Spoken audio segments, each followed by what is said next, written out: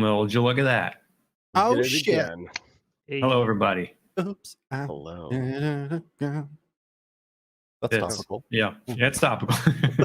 Hi, we are the Casual Ones. This is Snowcatch Valley, the fall of '99. Last time, if you were here, you would have seen the events of the Halloween Festival, the beginning in the first episode and the sort of end of that first day towards the second. In this episode, we're picking up from where they ended the night, which was after hearing several accounts of a strange, potentially drunken or suspicious man walking around towards the lakeside without shoes on. We heard some police officers dismiss the call, saying it's Halloween, a suspicious person walking around weird is nothing to report. And then on Brody's radio, that he probably legally has, he overheard more chatter, and something happened with the police there. They refused to go to the call. The call broke out, and despite it being nearly 2 a.m, everyone already eyes closed, ready for bed. After a night of copious drinking, they wandered back out into the night, got into their cars, drove towards the lakeside, where they stumbled into a man at the beach, wide-eyed, shaking, who ran up to them from behind Angel in the dark. And the rest of you saw him, and he was talking about someone that he had seen. Someone he saw just walk directly into the lake, and that it's happening again. And this is where we pick up. You see him before you again, still wide-eyed, kind of darting, looking at each of you. What do you do? Oh my god.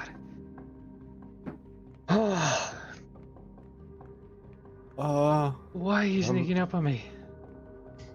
I'm not sneaking up on anybody. Did you guys see him? And he just points to the lake and the headlights of your cars, looking up over the parking lot, down the sand, the willow trees in the night kind of washing to and fro. And you can see a bit of the lake beyond.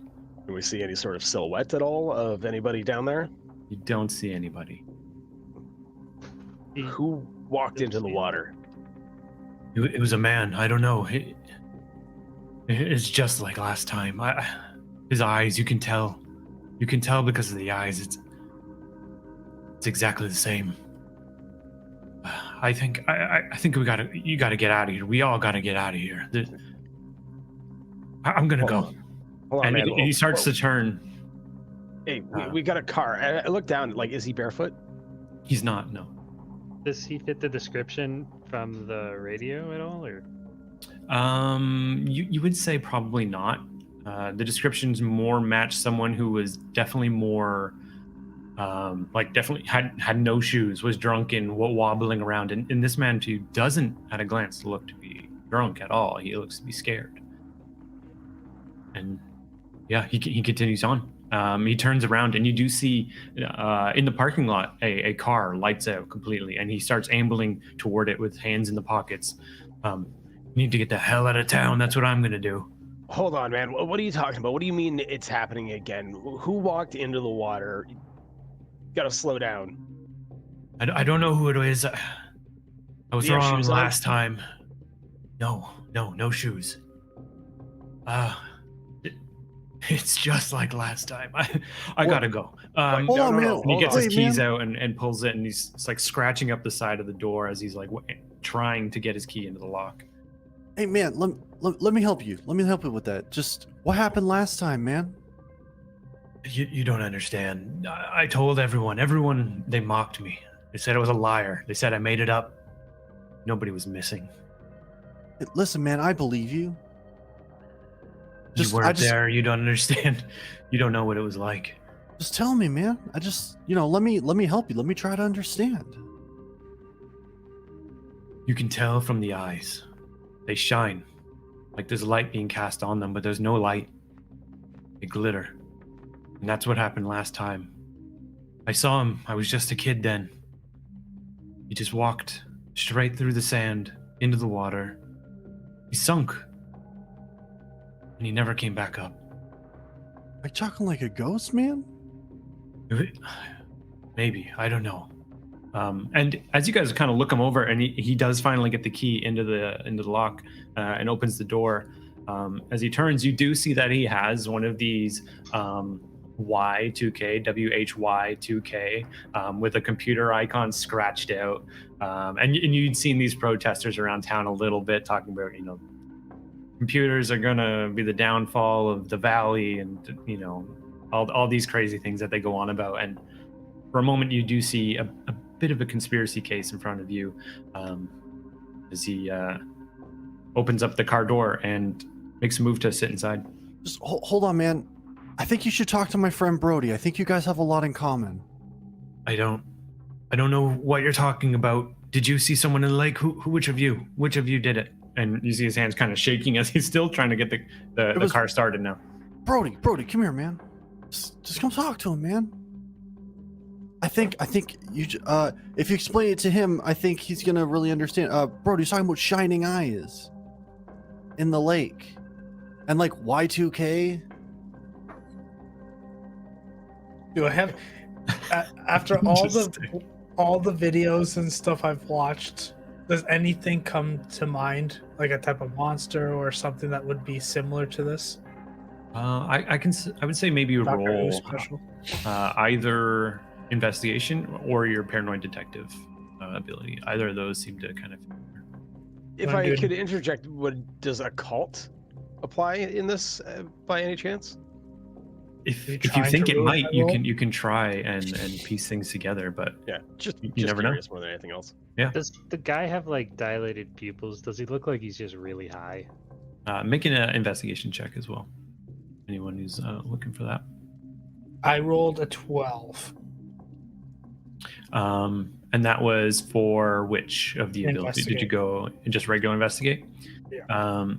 So yeah, you look him over, and you're what exactly are you trying to discern from him? Like, you're more thinking back about this issue and the things you've seen on TV, more so the incident with the lake, not about the man itself. Yeah, I'm just trying to think of like a monster or like a creature or something that I've seen with shining eyes. And then if I could find something, I want to try to relate to that with this man. Okay. I would say, as you're kind of like thinking it over and like just whispering to yourself, shining eyes, and you kind of think of the man in the lake. In some of your research that you've done, that you vaguely remember an article, just so vaguely, something you skimmed, because the article itself said this didn't happen. They interviewed the kid. Didn't happen. No one's missing. No one unaccounted for. And that's the kind of the closest thing you get. Nothing immediately comes to mind about the shining eyes. I'm actually someone of a enthusiast with things like this, and can you tell me, like, with the eyes, did it just glow on its own? Did light have to shine through his eyes for that glow to come out? I don't understand. I don't know. You could just tell by looking at them. They kind of look to the sky a little bit, as if there's like a beam that you can't see that's just pulling them, and their attention and their mind is not there. They're gone, and they're staring into this light that you can't see, and they're staring at the sky. And I've only seen it twice now. The last time I was a long time ago. And they were just looking in the sky when you saw them before they walked into the lake? Yeah. I don't know. I've had suspicions. I've looked into it, but I'm telling you, there's something wrong, and I'm not going through it again. So I'm getting out of here. I would consider doing the same. And he starts the ignition in the car, and it rumbles up into starting. And then he's looking at you guys as he begins to try and shut the door with you there. I begin to turn and actually walk down to the beach. And for the occult roll that you got, what did you get? Oh, I actually didn't make the occult roll. I was actually just curious just thinking about if it did yet. Yeah, you can always like try and piece things together. It definitely helps if you have an inkling of something that you maybe have researched, or in your downtime, or when you get back to Angels, or whatever means you can research these things, put this stuff together. Angel, you were investigating him, right? Yeah, I rolled an 8 to An see 8. if he was just like high and he's just hallucinating. His eyes do look wild to you, like darting constantly. With an 8, you can't entirely tell if it's from fear or something else, but he's off for sure. Can I roll a sense danger on this guy just to see if he's going to be like dangerous to either us or other people? Yeah. And yeah, he starts up the car and he's beginning to close the door. I got a 6. Yeah, and he seems fine. He seems like he is on a mission. Is the impression you get from him. Okay. He closes the door and wheels it down.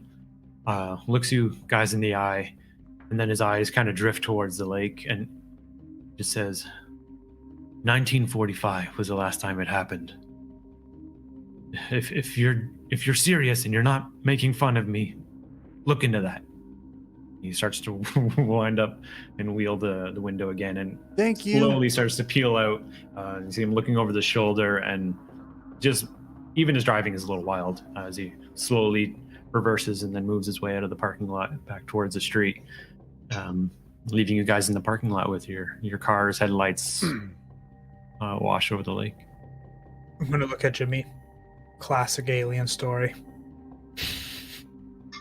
Look, man, I don't want to deal with aliens or monsters or like dead bodies or like any of that, you know? Like, what time is it? It's like 2 a.m. Almost, yeah. It's like verging on 3.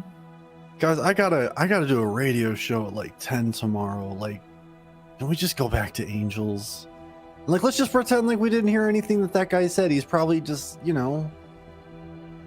And then things will be normal and it'll be fine. Yeah, sure, normal. Yeah, I do have practice really early. Probably get some sleep. I'm gonna like turn to Ransom. Ransom! Where'd you go? What? And Checking the beach out. Yeah, you see Ransom walking down the sound. You can barely hear his footsteps crunching. And Ransom, you get under the sand, a little bit beyond the parking lot. The trees a little bit behind you now as the willows are just kind of blowing in the wind. And you just see your own shadow cast out in front of you with the headlights behind you. You see the lake just washing up against the shore. Yeah. Out of curiosity, what is the weather overhead like, and like what moon phase are we in, if that makes sense? Yeah, I would say it's a little bit overcast. You wouldn't really be able to see the moon. There is a little bit of light, just so you know, ambient through the clouds. But for the most part, it's just the headlights lighting things up. Okay. I'm just going to try and like take a cursory look around, see if I can see any evidence of like clothing left behind, or I mean, obviously it's sand, but like see if I can make out like any sort of imprint of somebody walking around. Just any evidence of where somebody may have walked into the water. Yeah, sure. Yeah, just make an investigation check for me. That is an 8. You're looking around. It's a beach that's often visited. Probably this very day, people were walking around. You can't tell for sure, but there does seem to be trail, sort of parallel to your own. It doesn't meander like the others, just straight through. Just like get to the edge of the water and just like call it Floyd. Do that a couple times, And you hear nothing back. I'm gonna make my way to Ransom. Yo, Ransom, come on, man. We're gonna go to Angel's place. I got hockey practice in the morning. Jimmy's got that show. Yeah, I gotta open the store for like 8.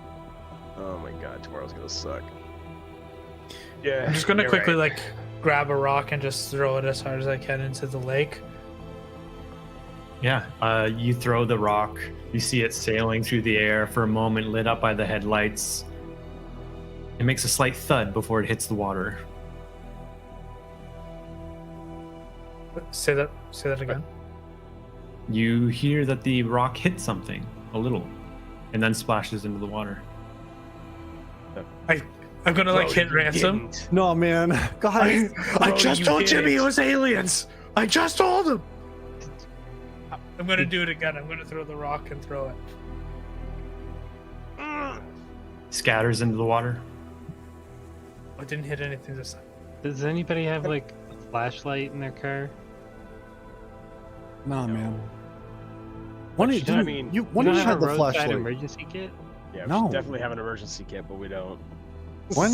When never has an emergency like that, man. What are you talking about? She don't break down. I make sure of it. How far did Brody throw this? Like, am I First. able to? Can I see where it splashed in? It would have been probably just outside of the range of the headlights. Like Brody's got an arm, right? He's Yeah. quite an athlete, and it Okay. went. Brody, I swear to God, if a body turns up tomorrow, and it's got like an imprint in the back of its head, vaguely rock-shaped, I don't know what I'm gonna do with you. Well, maybe we can bring the car down to the beach. I'm absolutely not going to do that. Aaron, It's got like 8 inches of clearance. You ever rode in my probe before? No. I'm not doing that to her. I walk into my car and I flip the high beams on. Okay. Lights up an extra like 30 to 40 feet where it starts to dim out beyond that. You see a lot of the waves in the water. Something about it is just unsettling.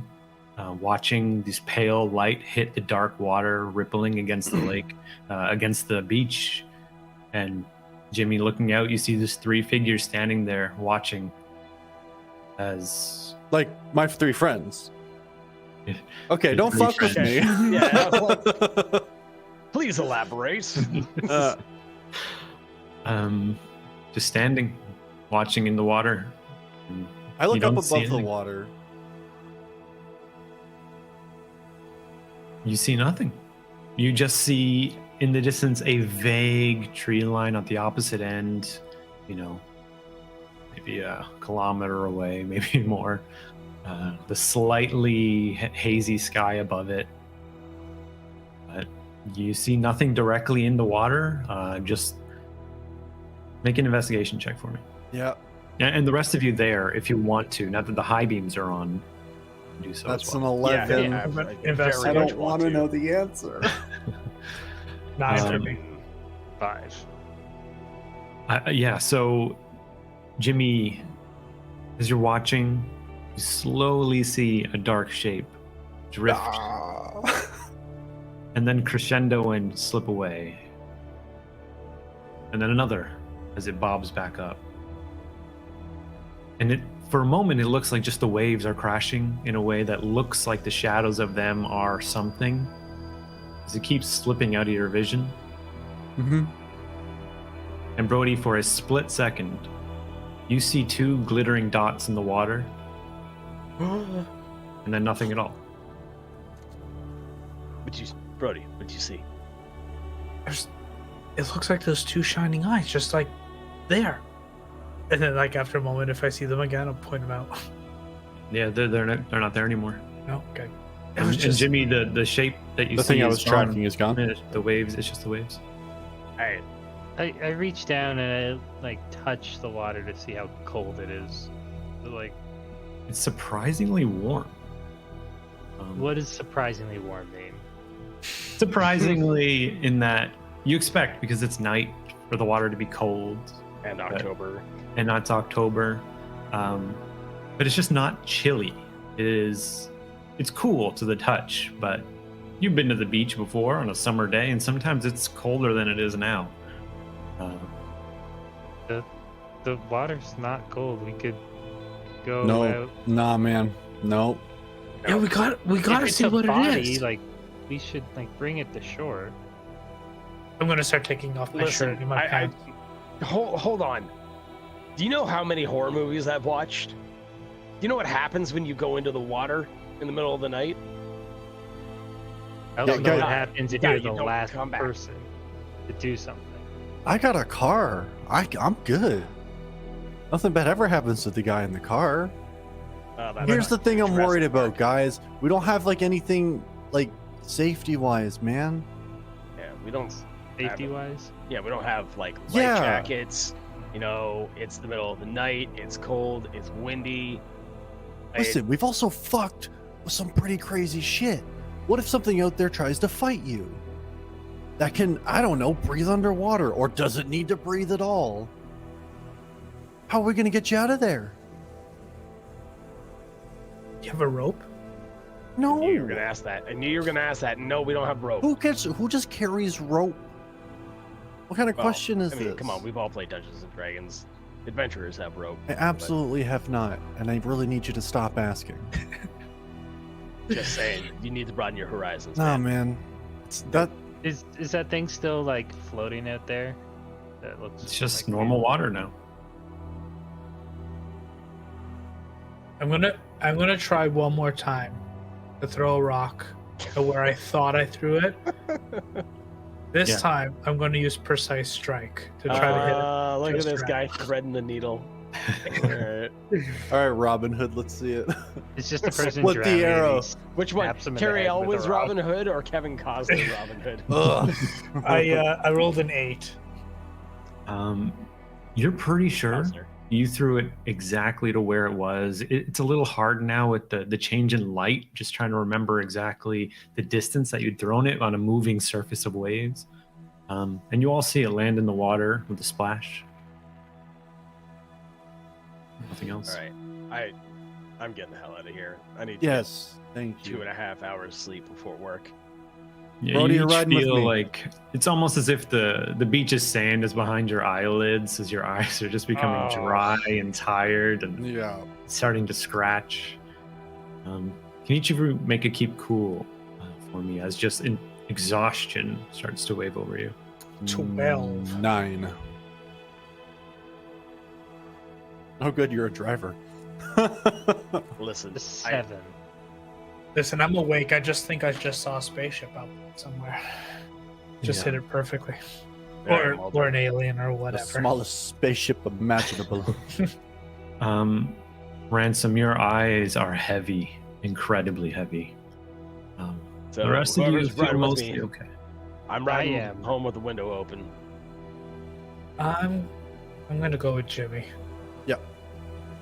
Let's go, buddy. I'll make sure he doesn't drive into a tree. Good luck. I just want to drive inside a tree. You said into a tree. Never mind. I think it's time to go. All right. No, load up in the You car. guys, Yeah. you guys back there. Sounds good. I'm gonna. Never mind. I don't have it really as a physical item, so never mind. I was gonna get smelling salts out of my bag, but that probably isn't something I'd just carry around. I mean, I'm still in my costume. That's the worst part. Oh no, I did take it off. I did take No, it off. you started to wipe off we the did paint take it before off. bed. Okay. Yeah, you fell into like a 5-minute nap before the radio kicked on, and That's right. Brody urged you guys out. Yeah. As we're driving back, though, I am going to kind of look over at Brody and be like, hey, man, I don't want to really say this in front of the others yet, but like, the thing with the shining eyes, that seem familiar to you? And then I do legitimately need to ask the GM here. I don't remember if it was me that hallucinated and saw somebody with shining eyes. I think it was for a moment. Did that? I don't know if that's my information or not, so I don't want to go too deep into it if it wasn't. Yeah, I would say it's fair to think that maybe you did feel like Huh. you saw that during the day, Okay. during the Halloween festival. Yeah. But yeah, you are a little tired having rolled, a mixed success on the keeping For your sure. mind active, and you just can't honestly remember. Okay. You vaguely remember this though. You vaguely remember shining eyes, but what Yeah. was it? Was it a Yeah. costume? Yeah, I feel like I saw something with shining eyes, man. I don't know if it was at the festival or like when we left. I don't know, man. But did he not remind you of anything? Did that not sound familiar to you, man? Don't remember seeing eyes. I do remember being at the beach before I was hit my bike. I do remember being there. You were here already? Yeah, And then you kinda. rode back? I don't remember riding back, but I know I was at the beach. Clear as day. Well, clear as night because it was nighttime, but Fair. and then all of a sudden I blinked, I opened my eyes and I was at my bike. You know, I really thought that me bringing this up was gonna kind of ease this for me, but what you said just definitely made it worse. Well, Shit's happening again, man. I have to go to the rink tomorrow, but I can stop by the library and look up the 1945. Okay. Thank you. Yeah, I'll be at- 1945. If you want to go there like after 2, I can meet you there. I got to do my radio show from like 10 to 2, but if you want a hand, I can come help you out. Yeah, I think I'll do that. Or maybe I'll call Angel too to help out. He can use his computer at home All right. if he ever gets that thing up and running. Yeah. Other question for the GM. Mhm. Our vampiric friend, do we still keep in contact with her? Or, like, have we seen her since? So since those events, she was around once or twice in the weeks that had followed. And I then guess she more like, kind do of we know her whereabouts? not exactly. You Okay. know that Angel was talking with her a bit. He had some stuff he needed to help her with a Mhm. few weeks after the event at the cabin in the woods, and she's been unavailable for the most part. She, as far as you know, like, you don't have a direct line. Maybe Angel does, but you haven't kept in direct contact with her, and she hasn't been around. That's for sure. But maybe others within your group have more information. I don't know. Name again? Madison. Taylor. Madison, thank you. Madison. It's real late. Yeah, the other thing too, man, is maybe when you're talking to Angel, see if you can get in contact with Madison.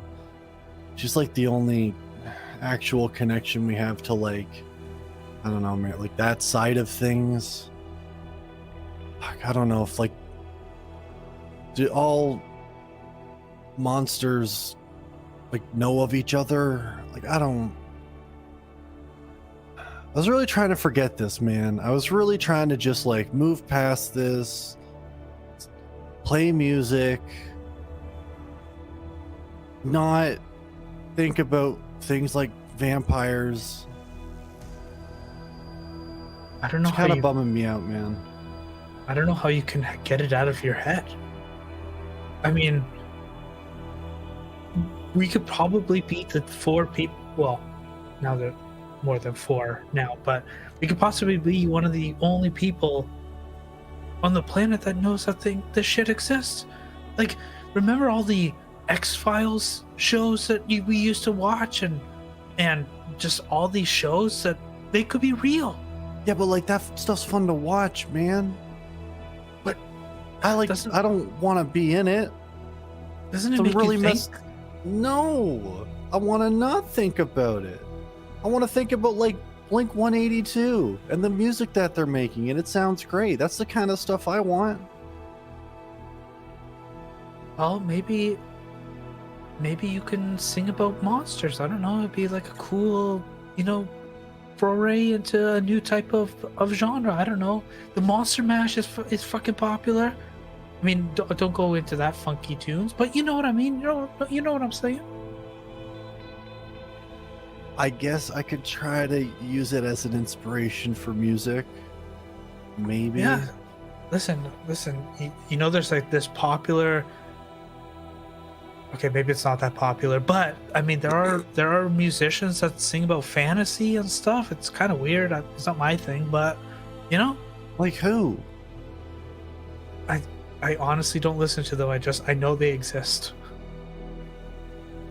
Brody, Jimmy. man, I work at a radio station. I don't know what the fuck you're talking about. Listen, you just played the hits, the top 100s, you know, the Michael Jacksons. You know, of course you don't expand. It's the radio. You only play. Brody, what people man, you wanna don't hear. listen to my show at all, do you? You have no idea what I play. Michael No, Jackson, what are you talking about? I actually don't really listen to your show or the radio in general. You know, Okay, man, I don't there's like really this watch your new games thing. either. There's like this new thing called podcast. It's like it's going to be the next greatest thing. You know. I doubt it. Music will live forever. Jimmy, I don't can you know. roll keep cool for me? Sure. 8.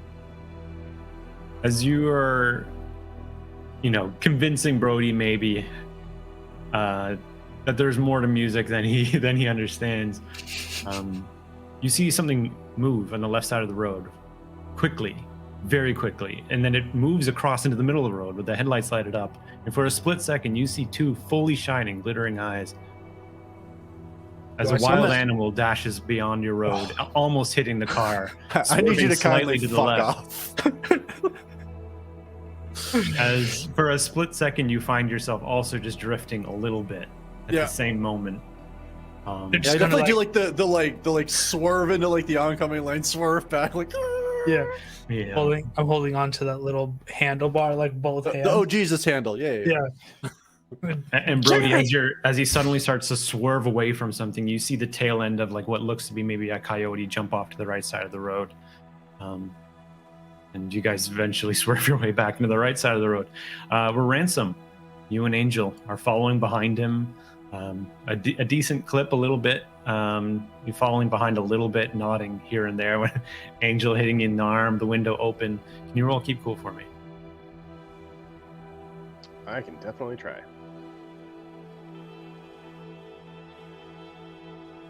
That is a 7. Angel, you see Ransom again start to dip just a little bit. And Angel starts singing along with the radio to keep Ransom going.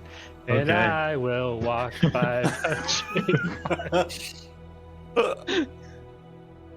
I'd rather that coyote I eat will me. walk like- 500 yeah, more.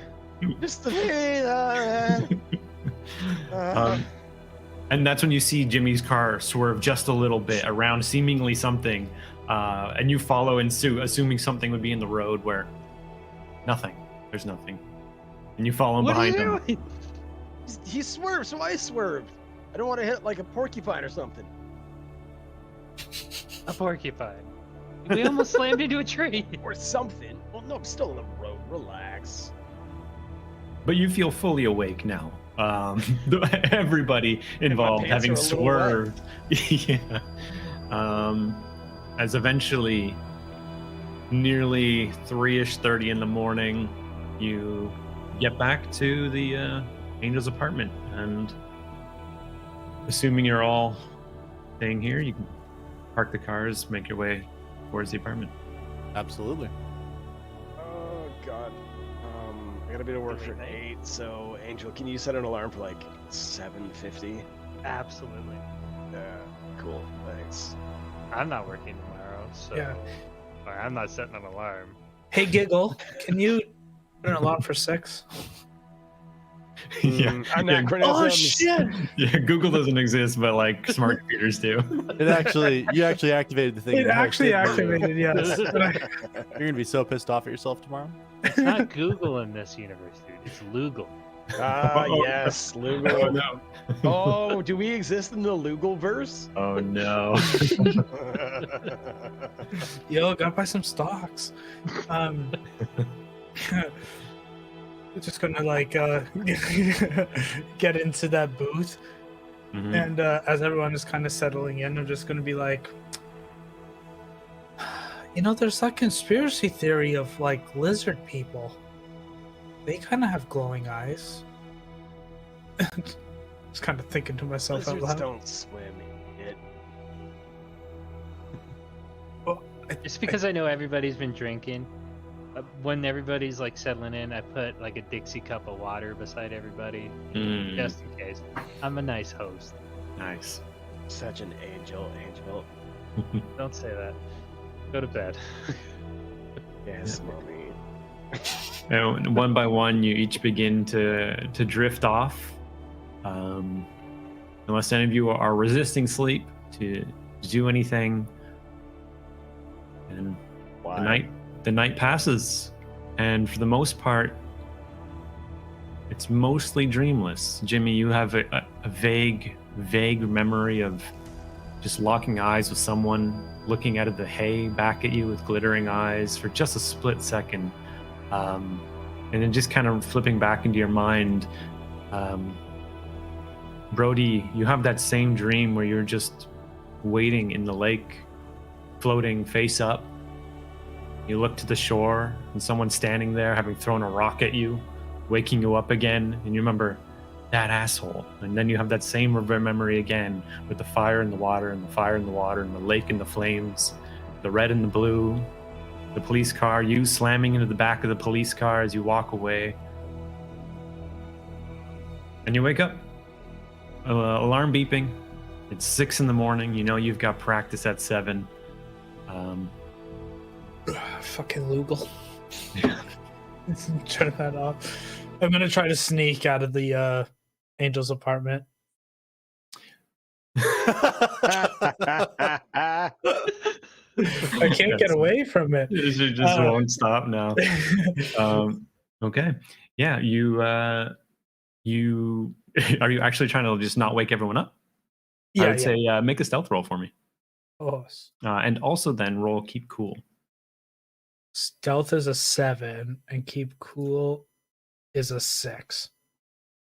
So you feel incredibly tired still, having slept maybe 4 hours during the day or the night. A little bit. You're exhausted, and you've got a pretty intense scrim ahead of you. And as you're fumbling your way out of the apartment, you definitely wake up Jimmy and Ransom, and they are also awakened a little early than maybe they intended. Dude, what are you doing? Oh, You're making yeah, fuck noise, you that's guys. what I'm you're getting doing. out. Yeah, I'm just gonna head out. And yeah, you grab your stuff and you head out towards practice. Bright early in the morning. It's 7 o'clock. You make it to the college rink.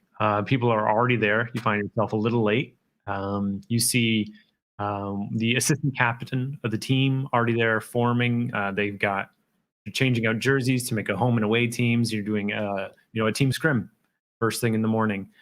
Shane is the assistant captain, who's a little bit become a friend. You see Josh, the defenseman, always kind of avoiding your eyes whenever you make it to practice. You guys, you still play together. You try and be a team, but for some reason you haven't really kept in contact. And a little bit, the assistant captain has a little bit filled that gap.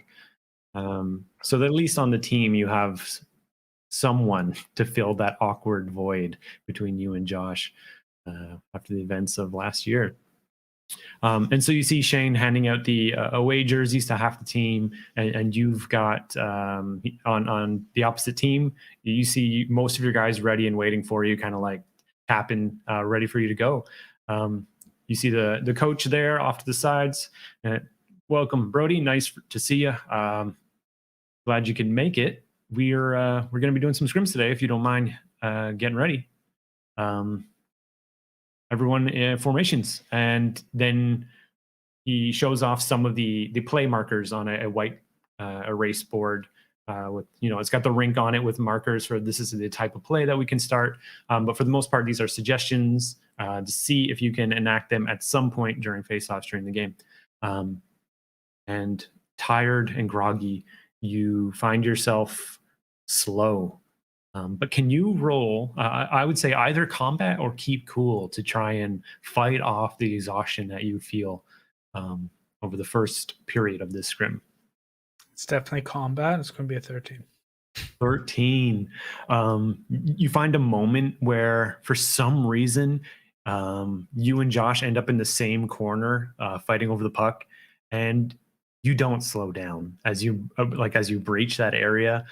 You let it hit him just a little extra hard, and it wakes you up, which is a great side effect. But for some reason, there's something in there underneath the layers that is satisfying to you, and you can see that there is frustration in his face as he looks at you, and you skate away with the puck.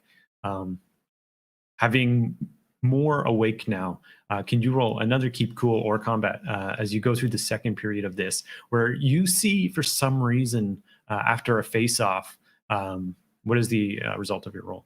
10 total. With a 10, you win the face-off, and you see Shane kind of give you a look, the assistant captain on the opposite side, against you in the face-off. You see, as you take the puck away from him, he turns his face back to Josh and gives him a shake of the head, and swerves off towards the other side of the ice, where you find yourself capable, and you're moving, you're acting as a team.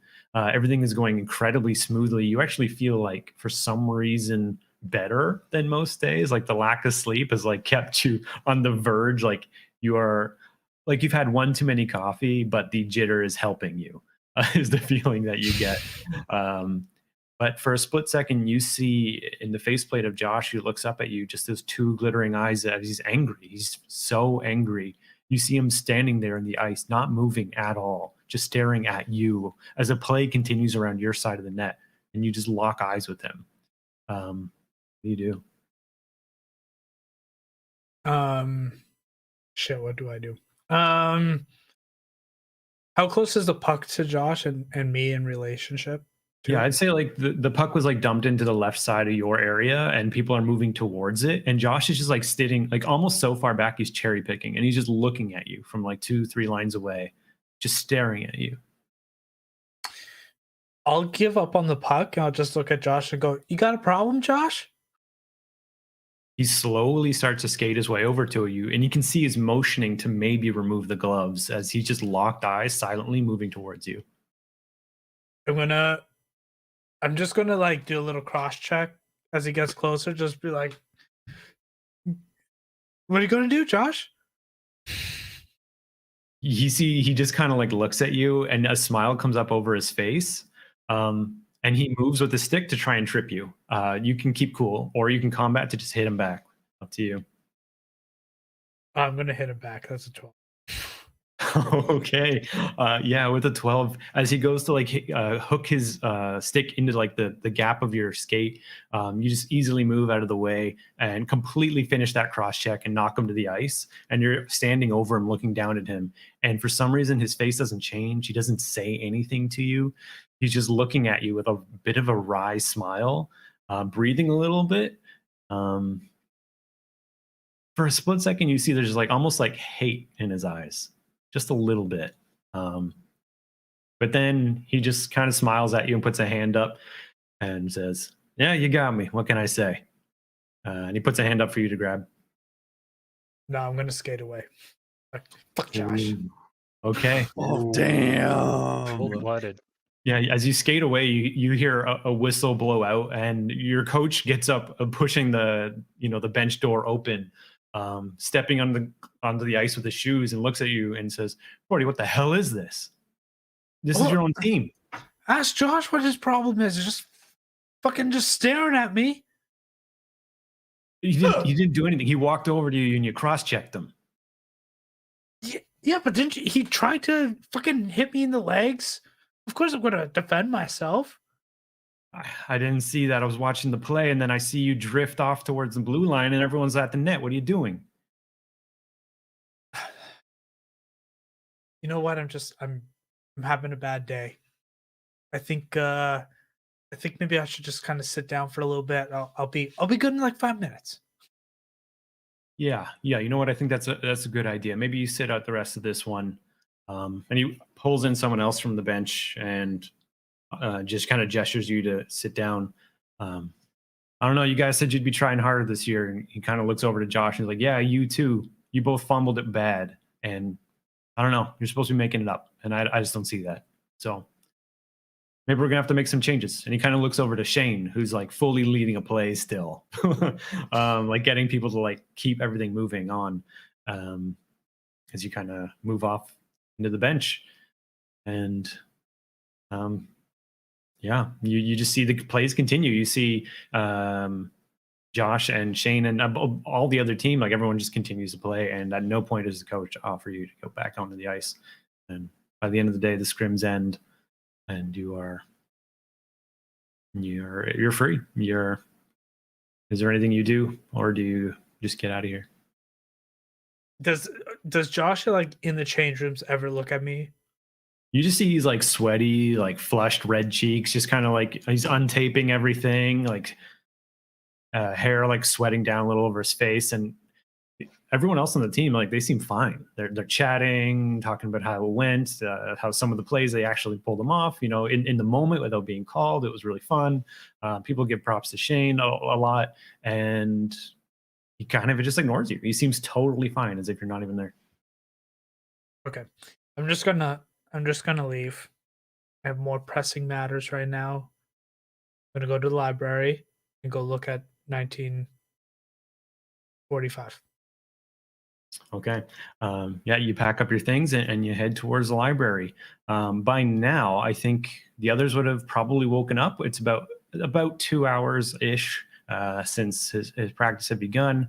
So we're looking around 9 at the very latest. So during that, would have any of you woken up? What would you? Yeah. Oh yeah. I would have like panic woke up at probably like 7:45 and like quick like go wash under the pits and everything. A nice sink You know, shower. in the sink, yeah, the old sink shower. Yeah.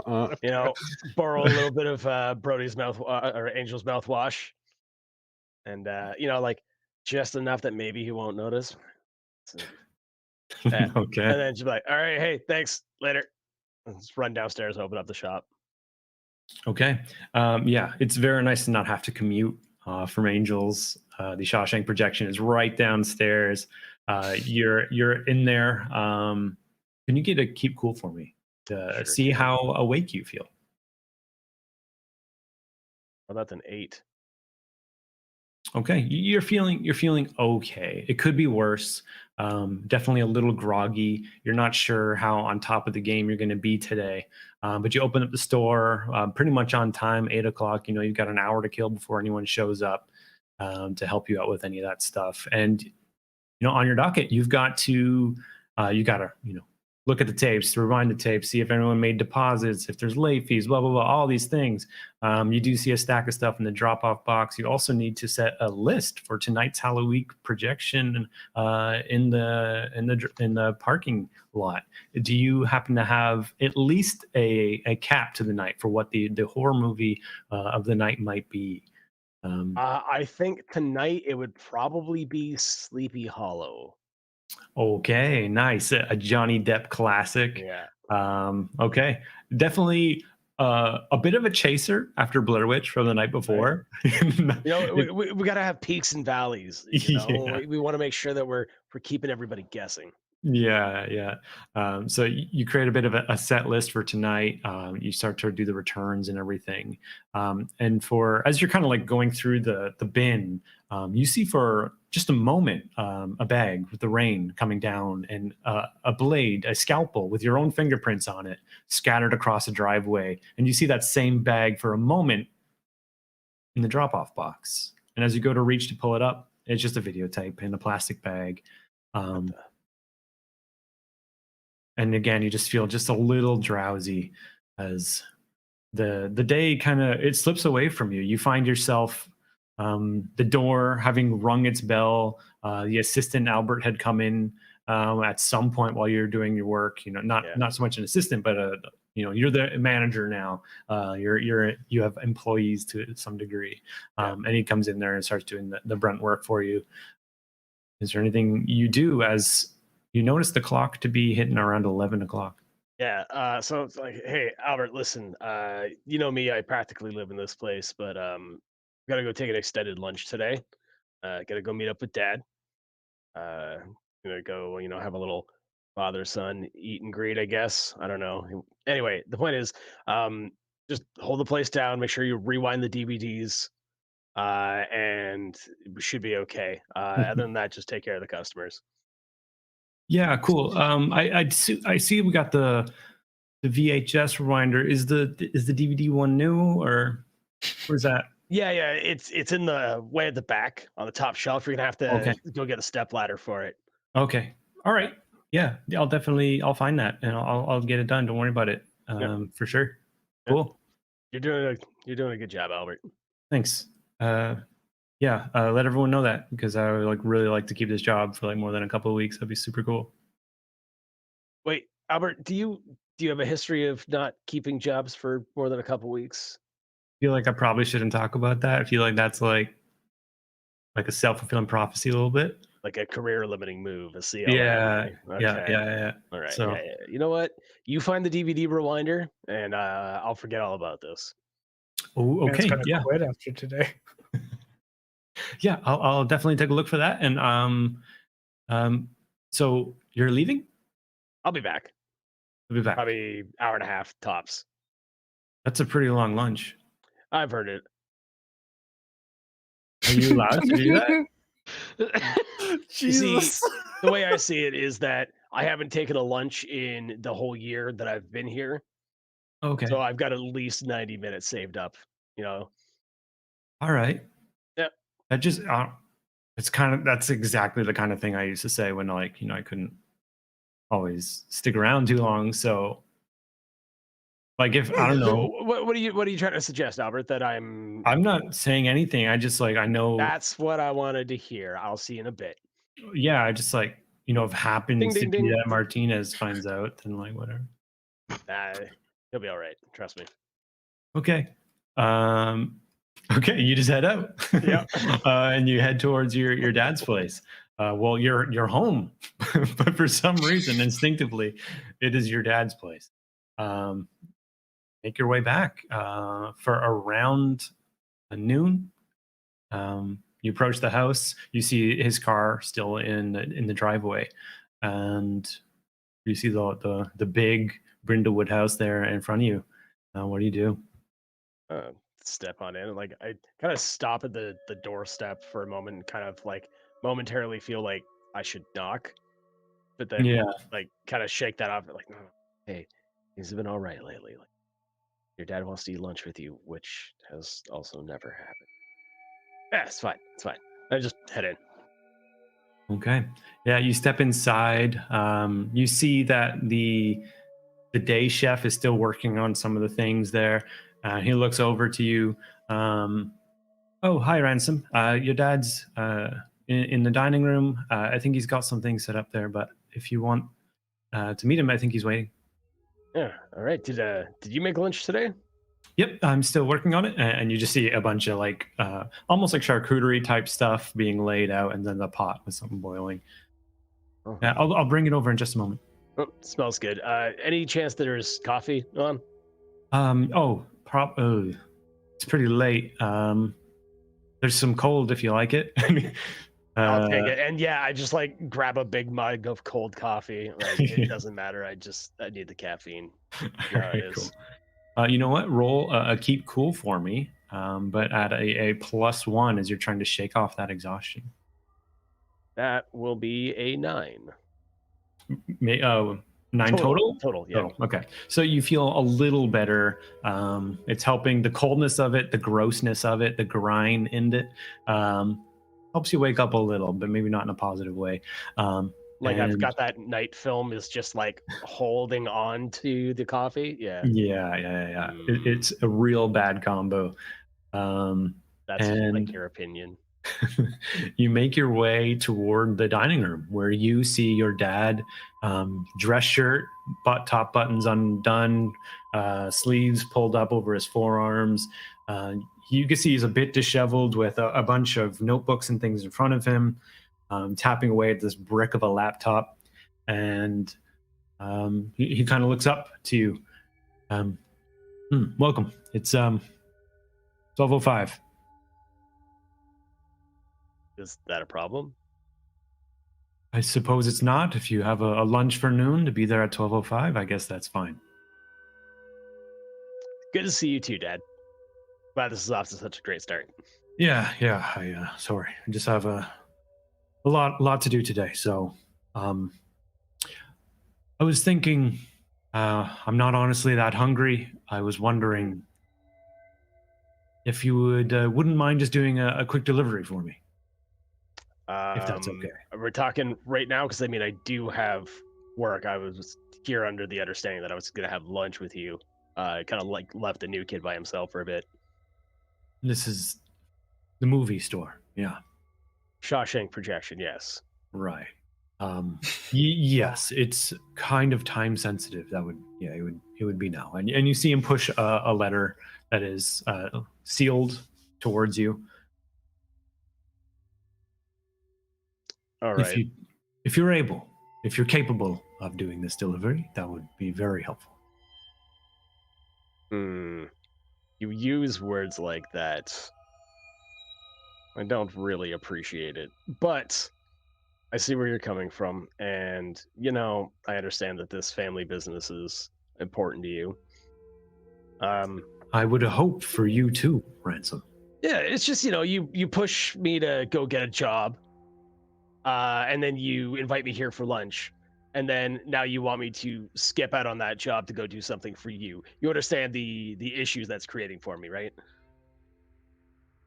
I see. On one hand, I understand that it's good for you to prioritize things like that, and for you to have your own autonomy. There are some things that are maybe a little more important than a little job at a movie store. Well, I think as long as you understand that I do have my own autonomy, but I appreciate that you're going to trust me with this. So I do trust you, and I think in time this will be something that you'll enjoy, and I think you'll be good at it. The family business is maybe not the most attractive idea, but it's here for you, and I just want to make sure it's something you can do. just a lot of couriering delivery within the waste management business. But For now, I see. there's a lot to learn. I just the ropes, you know. Okay, how far am I going with this? He hands over the address to you on a slip of paper and says it's no more than 30 minutes away. You probably have some time. It's to the south side of town, the poorer side, as you may know it. If you want to, we can still eat for a little while. There is some things coming. If you have the time, I don't mean to just push you immediately away. No, that's okay. Like you said, this is time sensitive, and we want to ensure that this is getting done as quickly as possible for your clients. Correct? Yes. Cool. Bye. And yeah, let me know if they receive this letter. I'm taking it, aren't I? That doesn't mean they'll take it. Am I serving papers? You know what? It doesn't matter. I'm gone. Thank you. And like I drop the coffee cup like back on the counter on my way out.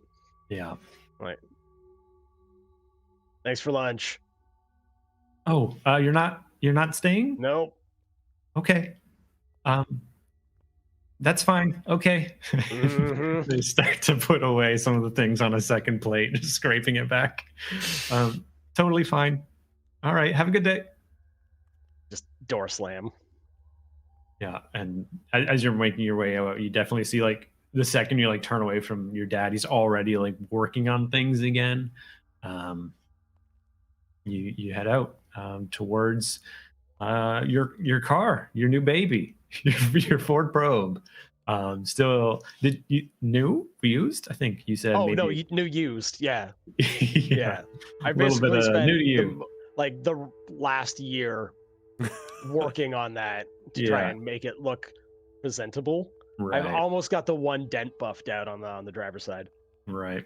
Yeah. Yeah. So you get into your baby, and you start it up, and you start moving towards the south side of town. As you're making your way, In my way. making your way, you start to feel that this is the second time maybe you've started to have closer conversations with your dad. Things have been going a little better. For the most part, you had almost like a totally just acknowledgement of a relationship.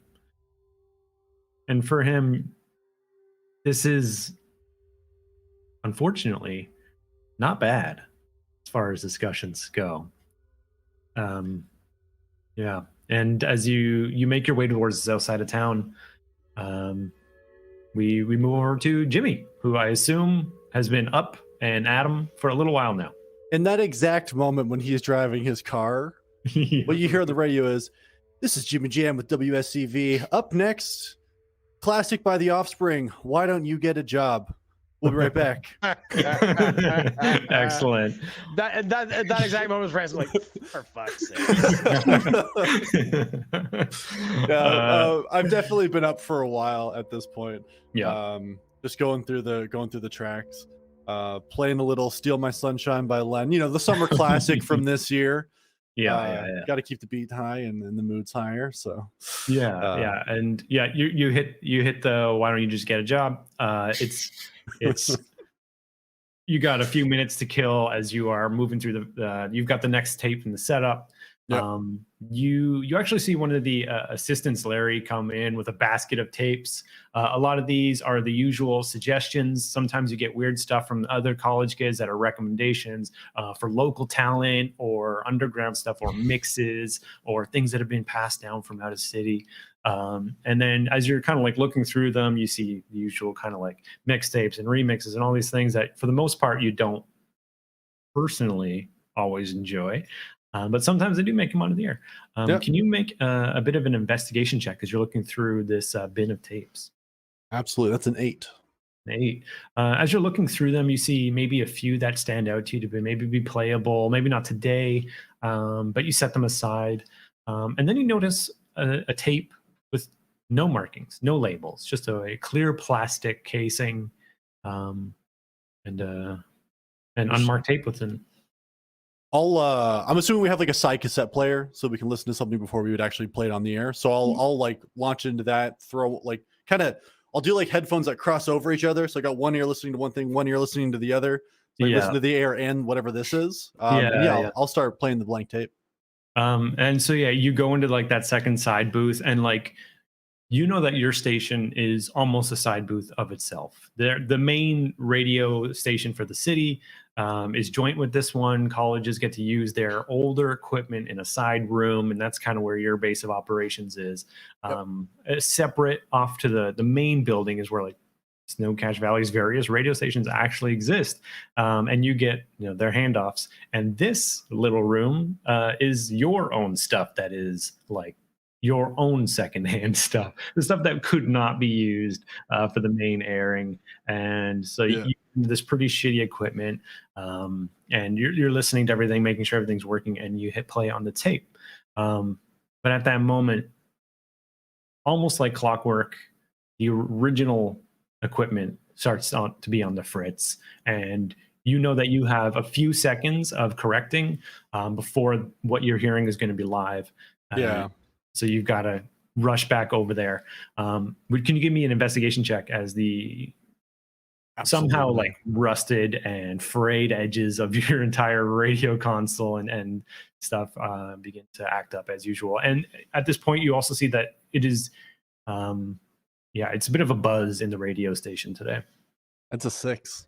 With the 6, it gets crackly and it's loud, and the voices start to warble out, and like you've got 5 or 10 seconds of the song is already feeling real bad. You want to give me another investigation or a keep cool? I'm gonna go with keep cool. Okay, that's a 5. Yeah, you are tired. You are so Oh, impossibly tired. Man. Looking at this machine, you see double, you hear triple. It's bad. And for a moment, you just hear the tapes crackle out from music to absolutely nothingness to just static and loud, incredible static. Okay. It's all out. So I'll unplug whatever's playing the tape. Can I tell if just the microphone's working? You give it a tap, and in the feedback, it seems to be fine. Shit. I'm gonna. Oh God, is there a guitar in here? As you're looking around, you see someone move into the booth, looking at you, tapping their ears, like, and they mouth like, "Shit's not on. Get the shit on." Uh, hey everybody, this is Jimmy's Jam with WSCV. We're experiencing some technical difficulties, but we have an original tune that's ready for you. So when we get things working, here is Shining Eyes.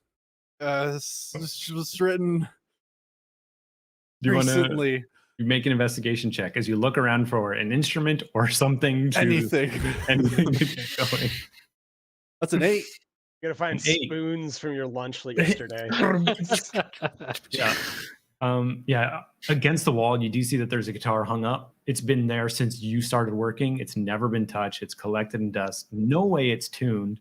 You also see the bin of radio separated into the mixes and remixes of tapes. You can play whatever you like. The tape was what was causing the issue, though, right? From what I Not the unlabeled tape that's still in the side room, but this is the bin of remixes and various stuff. Yeah. You could grab one of these, or you can hit to that untuned guitar. Oh God, it's gonna be the untuned guitar. Okay. You can't be afraid. The show must go on, and sometimes under duress you need to perform. Okay. You grab the guitar, you run over to the station, moving the microphone into place. You see one of the assistant volunteers looking over at you like, "Oh my God." And His mouth help a lot. yeah, they start then- scrambling through the tapes, and then they notice that the machine itself was the cause. It's on the fritz, and they start fiddling with it while you begin to play. Do you want to give me a keep cool? Yeah. As you try and piece together an improv hit. Gonna use a luck.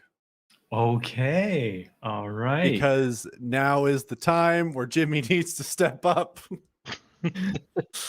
As you sit in front of the microphone, you start plucking at some of the strings and notice that while they are out of tune, you're pretty sure that you could just treat them as if they are a fret down, some of these strings. So you're offsetting every other string in your mind, doing your very best. Chords are going to hurt. The pinkies are going to stretch. And you start to play just acoustic riff off the top of your head. And it doesn't sound terrible. It's got that like small town acoustic vibe. That's like, it's just like a folk song, kind of an indie song that is just like, you know what? For a college radio station, not bad. All right. And at that moment, you can see that the assistant flicks through some of the wires, fully like cleaning out some like shredded metal from underneath the radio console, and seeing that there was just like an actual like something overheated and the wires were actually crossed underneath. And they move everything apart. There are raw wires under there, but it is audio. It's not necessarily dangerous. But they are no longer insulated cables, and they spread them apart. And at the same time as your song, the end of The Offspring starts to tune in as your outro, or what you believe to now be your outro, as you hear the end of the song ring out in your headphones.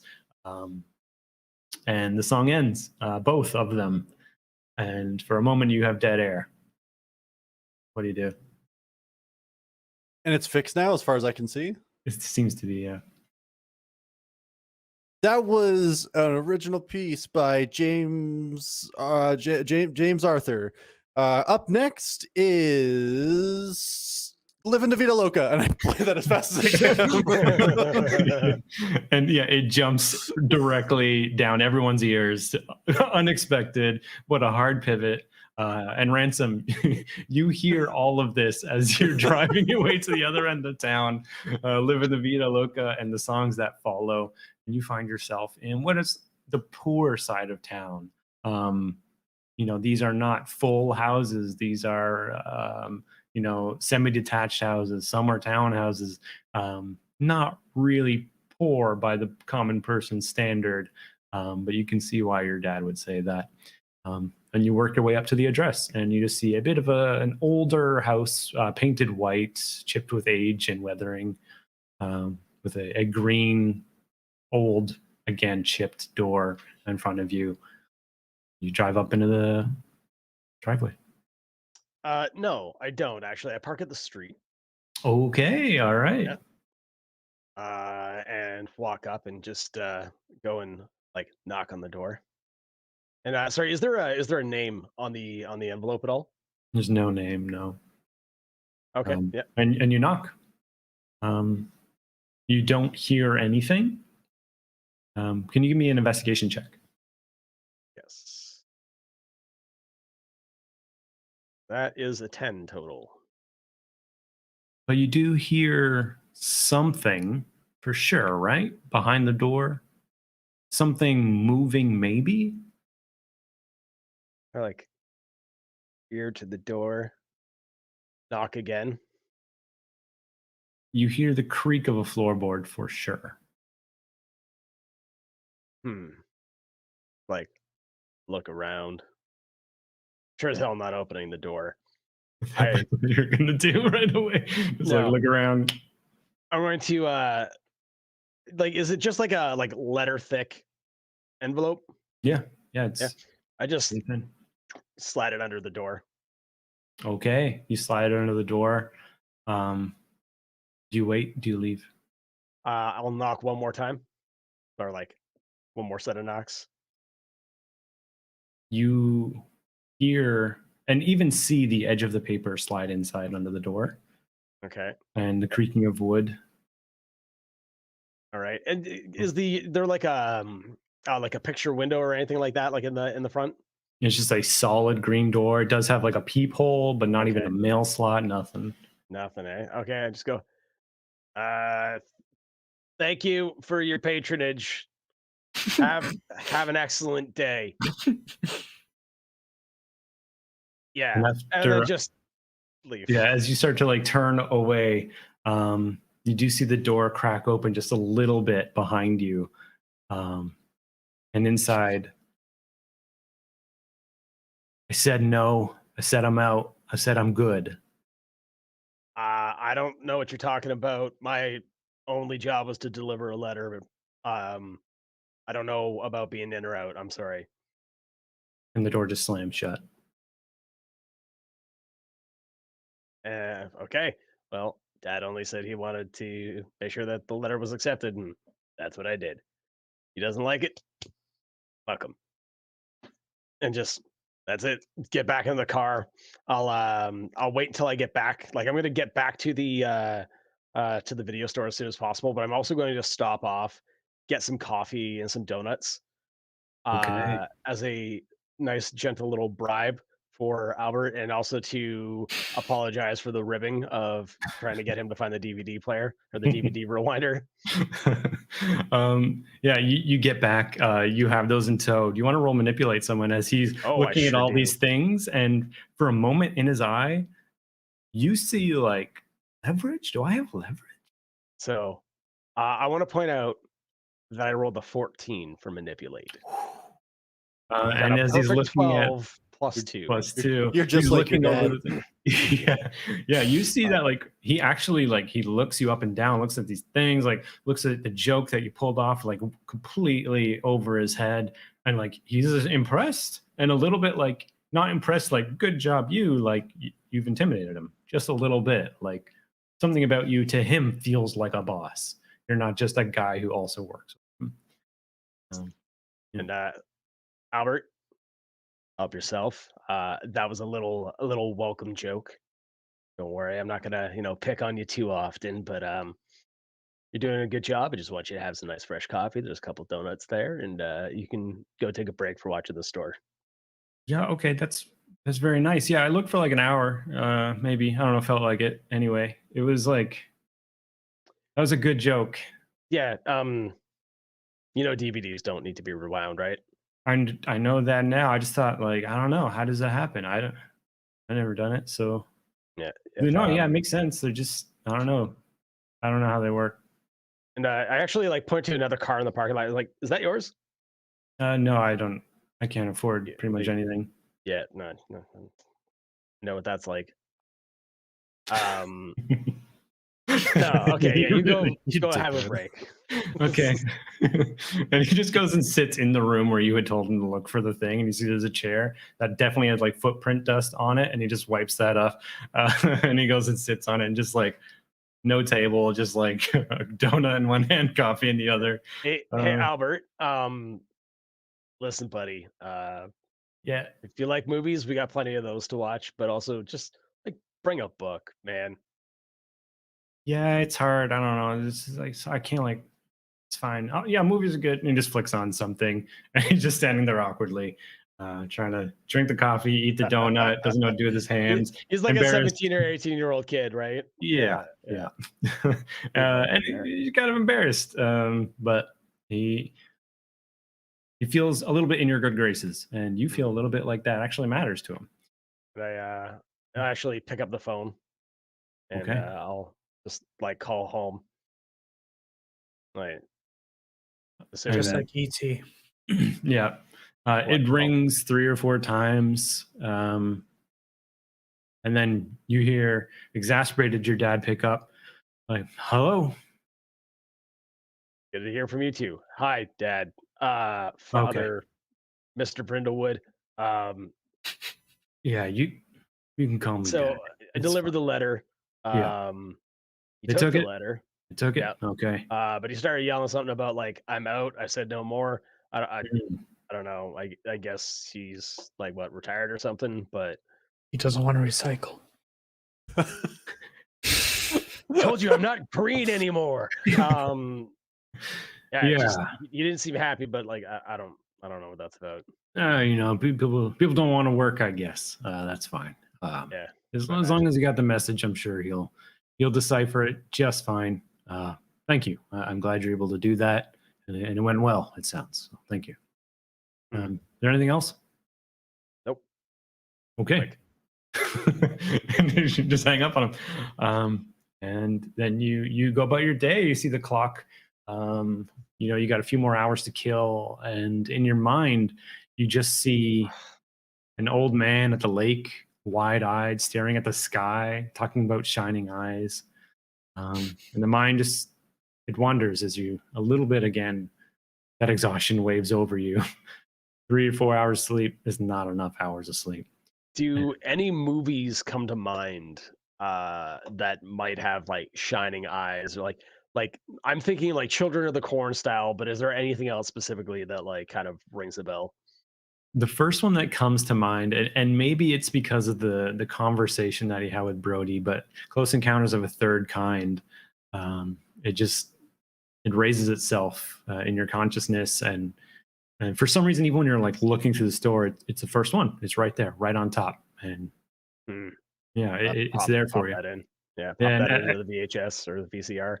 yeah, and as you're going around your day and it's playing, and you just see those images and the motifs of the song and the ships lighting up in tune with the music, and everybody looking on as the bright lights of the ship make their communication, and it just feels somehow poignant, if relevant, who knows, but definitely feels good. I'm gonna be like sculpting my goddamn mashed potatoes by this time tomorrow. I know it. Yeah. And during this time, Brody, you would have made your way from home to home, and what would you be doing in the time after the practice? No, I would have went to the library. You were going to the library. Yeah. So you head there, and You start looking around. You see one librarian there, a few other people also studying, but it's Halloween, no classes until the end of the festivities, a nice little break in the middle of fall. And for the most part, people would be studying for stuff that may be resuming when school comes back. But you see, because of this, it's pretty sparse. You see 2, maybe 3 people walking the aisles, sitting at the desks, and a single librarian. What are you looking for? We're gonna go up to the librarian. Hi, I have to do this project about the history of this town. Okay. Anyway, I'm just kind of looking specifically for 1945 stuff, some newspaper articles. Yeah. Do you know where I can find that? How? I see those like old machines. People use them all the time. I don't know how to use one though. Sure. Yeah, that's yeah, I think we may have some of those. Just give me a second here. And they see that they go back and looking through a bit of a cataloging, like Rolodex for types of information they might have. And you see, as they're looking through, they scroll back through the Rolodex looking towards 1945. Yes, come with me. There is a small section of papers from that year. Yeah, follow me. And she moves it away towards a bit of a back room where there are more study style rooms and archives and stuff like that. And as you follow, she brings you into one of these systems where you do see that there are newspapers that would be within frames of glass that you could pan through and magnify on a screen in front of you. But the stack that she points you to, these are fairly historical. You can just use these as you would like. Just don't destroy them, flip through them gently. But for the most part, there's a lot of these printed, and it doesn't matter if these ones go. And she pulls out a box labeled 1945 to 46, and you're able to flip through it if you would like, as she heads out of the archive area. Yeah, I'm gonna like quickly like look through them. Any mention of like a kid seeing somebody with bright eyes or something, a drowning in that at the beach at that year? Yeah. Can you roll investigate for me?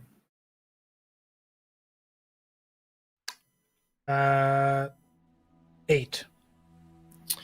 With an 8, you're looking through the papers, and one thing that you do see that stands out to you as you're kind of flipping through them, you see stories about a bunch of the things that were going on in the year. But one of them specifically was that a young boy, about 8 years old, made a wild claim that he saw someone stand up, shoeless, walk across the beach into the lake, and didn't come back. And you see that the news clipping kind of continues on to say, like, there was an investigation. There was no evidence that anybody went into the lake. There was nobody missing, nobody by that description missing. And then you see a bit of a second article that correlates with this one and talks about how maybe there was someone missing. It wasn't reported, but in 1945, someone from one of the more affluential families hadn't been seen in a while. They were never officially reported missing, but the author of the article has reason to believe that maybe the claims aren't entirely false, but there were no more details at this time. Okay. Does it say what the family's name is or the individual? You start to like look over some of these papers, and you find that there are a few references to this family, and you do see that they are often using words like significant or affluential or important, as if something about them would be inappropriate to write about in some way. And you can see that there were other writer responses to the paper talking about how how people treated the boy was incredibly inhuman. How they acted as if he were a liar for just saying something he saw, and the way that it reflects on the family is not kind. And there does seem to be a lot of gaps and a lot of vague information. And you see that straight out. Some of it is like at time of print redacted. Like whatever it is they would have said there was just bracketed out and is not there. Okay. I'm gonna.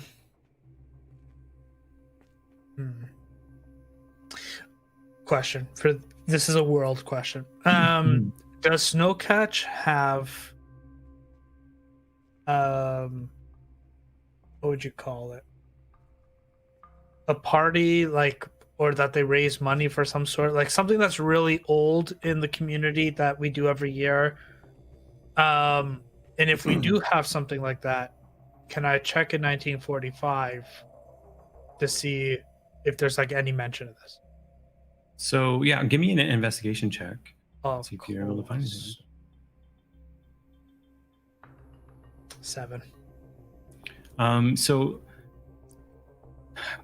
with a 7, you're looking through some of the papers, trying to find any mention of, annual festivals or anything, even just in your recent memory, like what are things that you kind of still celebrate now? That Ransom's own family does an art gallery several times a year. That's kind of a big event. People go there. Obviously, you guys have like stuff like movie nights, but that's big for Snowcatch, but not big for the news necessarily, unless it's a slow news day. There is one thing that you personally have probably partaken in, which is every year there is the Silverside Ski Lodge. It is up on the mountains. There is a whole thing that goes over. They talk about the history of Snowcatch Valley, the gold rush, all these sorts of things. It kind of reflects back into how Snowcatch became the place that it is. But also it's just a winter festival kind of thing. And for the most part, it's like a celebration of achievements that were done in town, talking about the old mining roots of this place and that sort of thing. But yeah, that's the only thing you're able to find. Okay. And nothing during like this the lodge era, nothing like pops up in terms of like a family recognition or anything like that for the town? Nothing in the papers itself, but you just know that the Silverside Ski Lodge is old. Like if you've ever gone, and likely you as someone who's lived in Snowcatch for a long time and does a lot of winter-based activities, being the captain of the hockey team, that they do talk about history, and that the Silverside Ski Lodge is part of that history and how it's been here for a long time. And while you probably haven't been to this directly, there is like a history monument tour sort of thing there. That is like a school field trip thing that a lot of kids would have gone to. And yeah, so that's as much as you're really able to kind of gather. Okay. Okay, at this point, I'm probably getting tired of looking at old newspapers. Do they have like a computer that has internet here, or are they all taken up at the moment?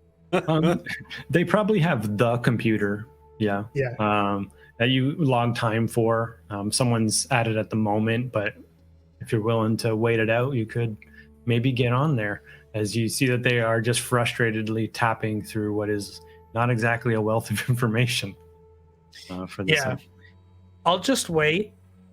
I'll wait for the computer to open up. I'm just going to go up to the person. How much more time do you have going? They just kind of look to the time on it and then look over to you and be like, I don't know. I'm kind of just frustrated here. You'd give it. I can give it to you, maybe. I don't know. Roll manipulate for me. I'm good at those. Actually, hold on. Never mind. 8.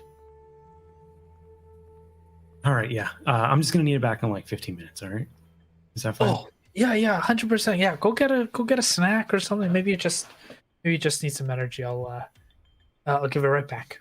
Okay. All right. Thank you. And they grab their stuff, and then they go to leave. And be like, actually, can you wash my stuff? And they put it back in, and they go outside for a second. 100%. Just don't want anyone to take it next. So. Keep it going. 100%. I'm gonna ask Jeeves. Like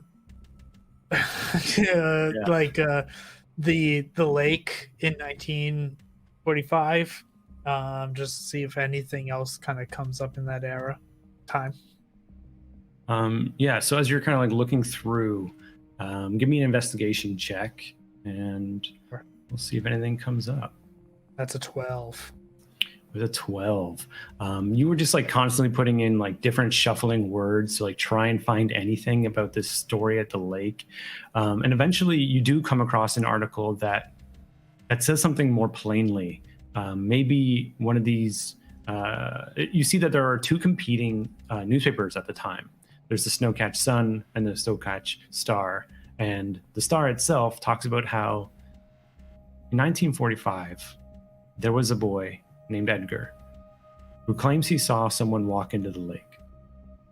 What he says he saw was a frail, dark-haired boy without shoes who looked with a strange look in his eye as if his mind weren't there, and just stepped into the water and continued to walk until they were gone. What many people at the time are saying is that Edgar is a liar, and that he is trying to paint an affluent house, an affluent name, as being liars themselves. What we saw here was one of the Silverside sons, who was a paraplegic from birth, told that he had stepped up from his house, leaving his wheelchair behind, walked across the entirety of Snowcatch, and drowned himself in a lake. And is there like a picture of either Edgar or the boy that I can find on Google? Or sorry, on Ask Jeeves?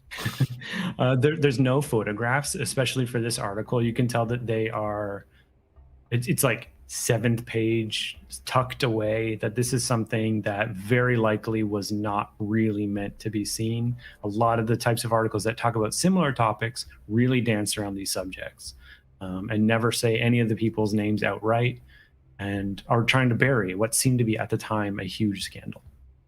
Okay. I'm going to right-click print on that sheet. Okay.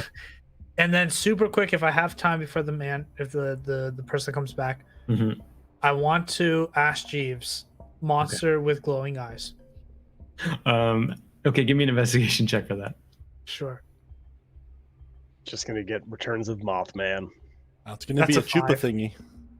Actually, you know what? I'm going to use a luck. Wait a minute. I need to figure out this monster. You're gonna use a luck.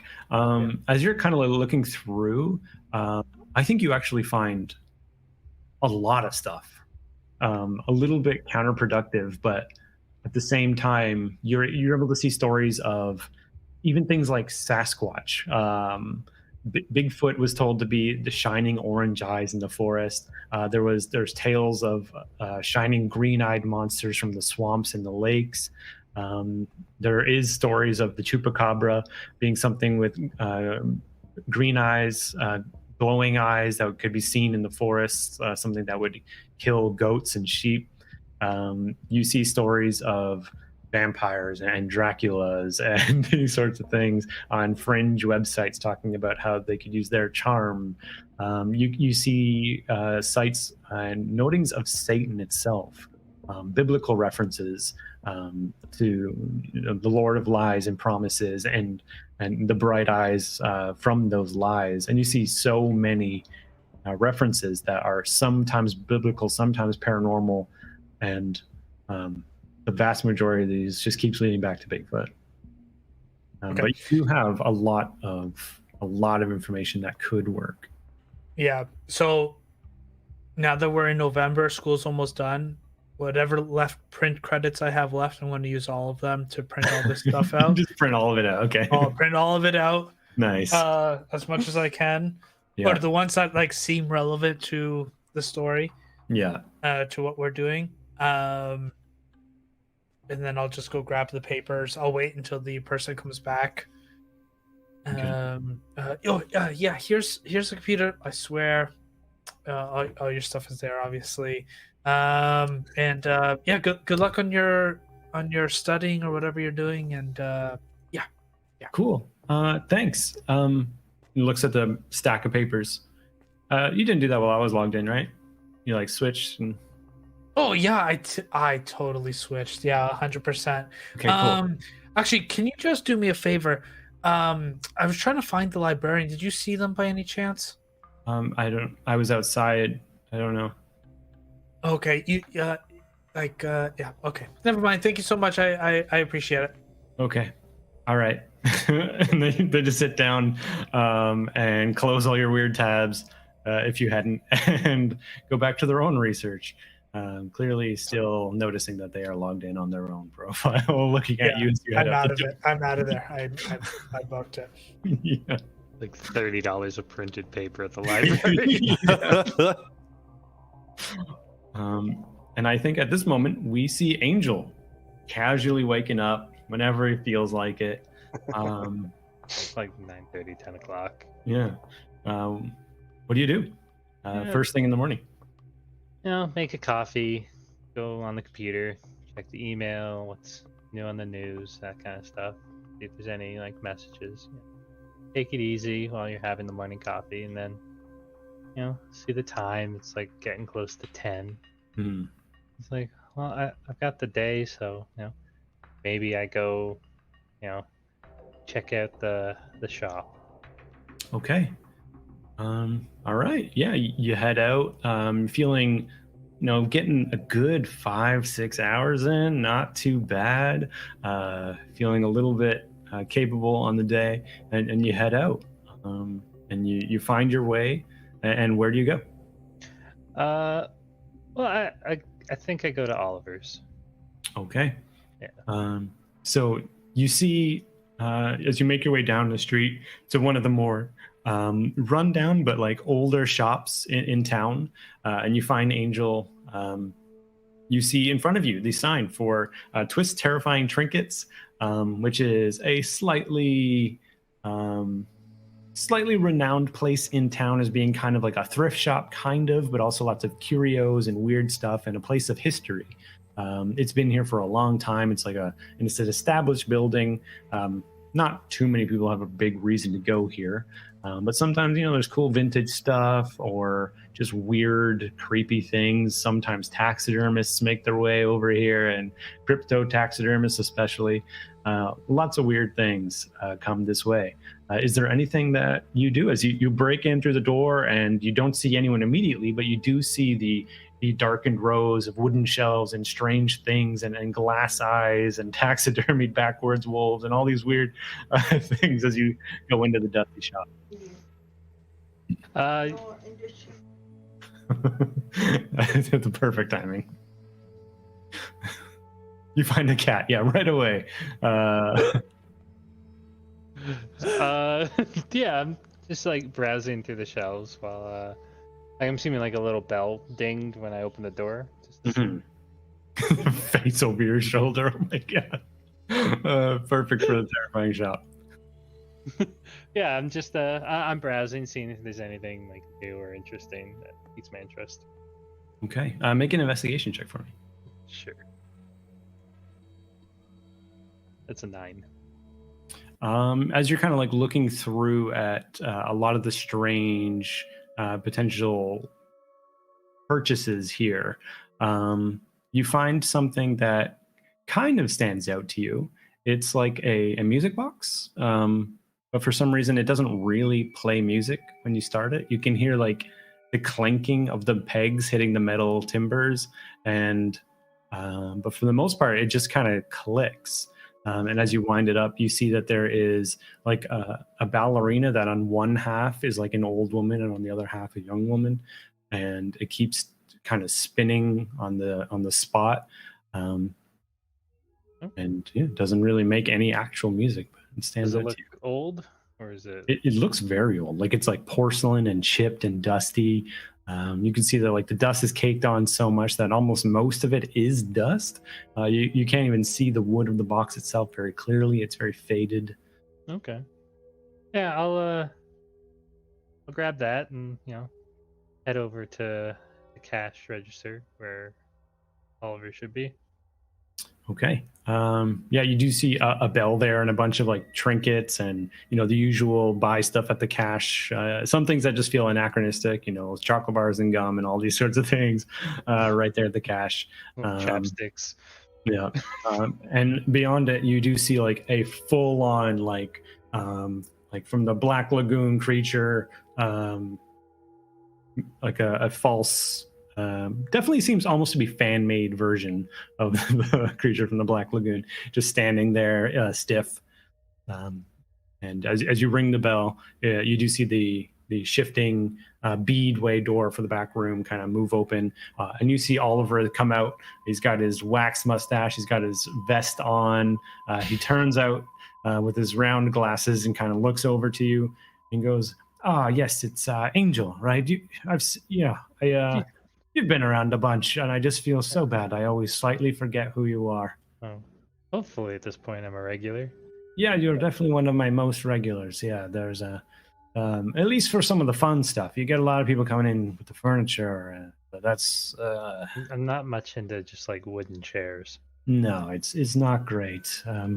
We've had a few people coming. We actually had an interesting individual pop by this morning looking through the archives. Some of the the town's more spooky news, stuff that. Oh yeah.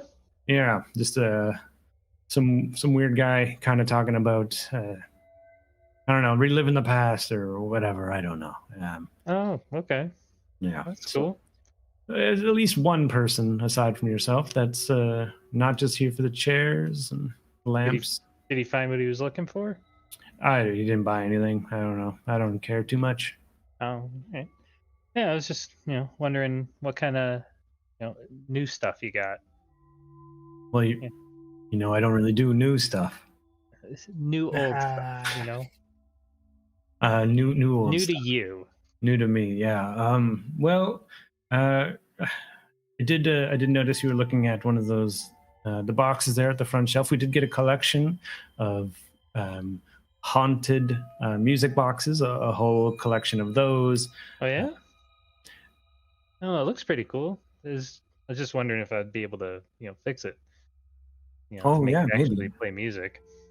Yeah, you could try restoring it yourself. I don't take much credence into many of the haunted things we get here, as you could tell. And he points up towards one of the corners, and you see just like this like circular rack filled with creepy porcelain dolls, and it just says "haunted dolls" over it. Yeah, well, they are a little unsettling. It's Yep, like their yeah. eyes follow you.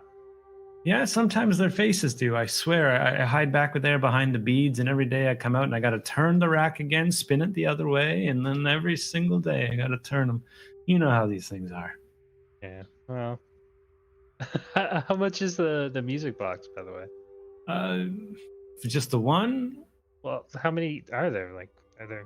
Is I got this? 6 of them. They're all a little different. Can I take a look at them?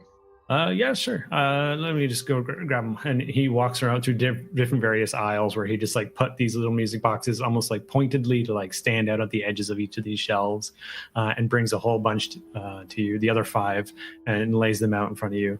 And you can see that there are definitely different. One of them is just like a man in a trench coat that like as it turns, his body turns, but the trench coat doesn't.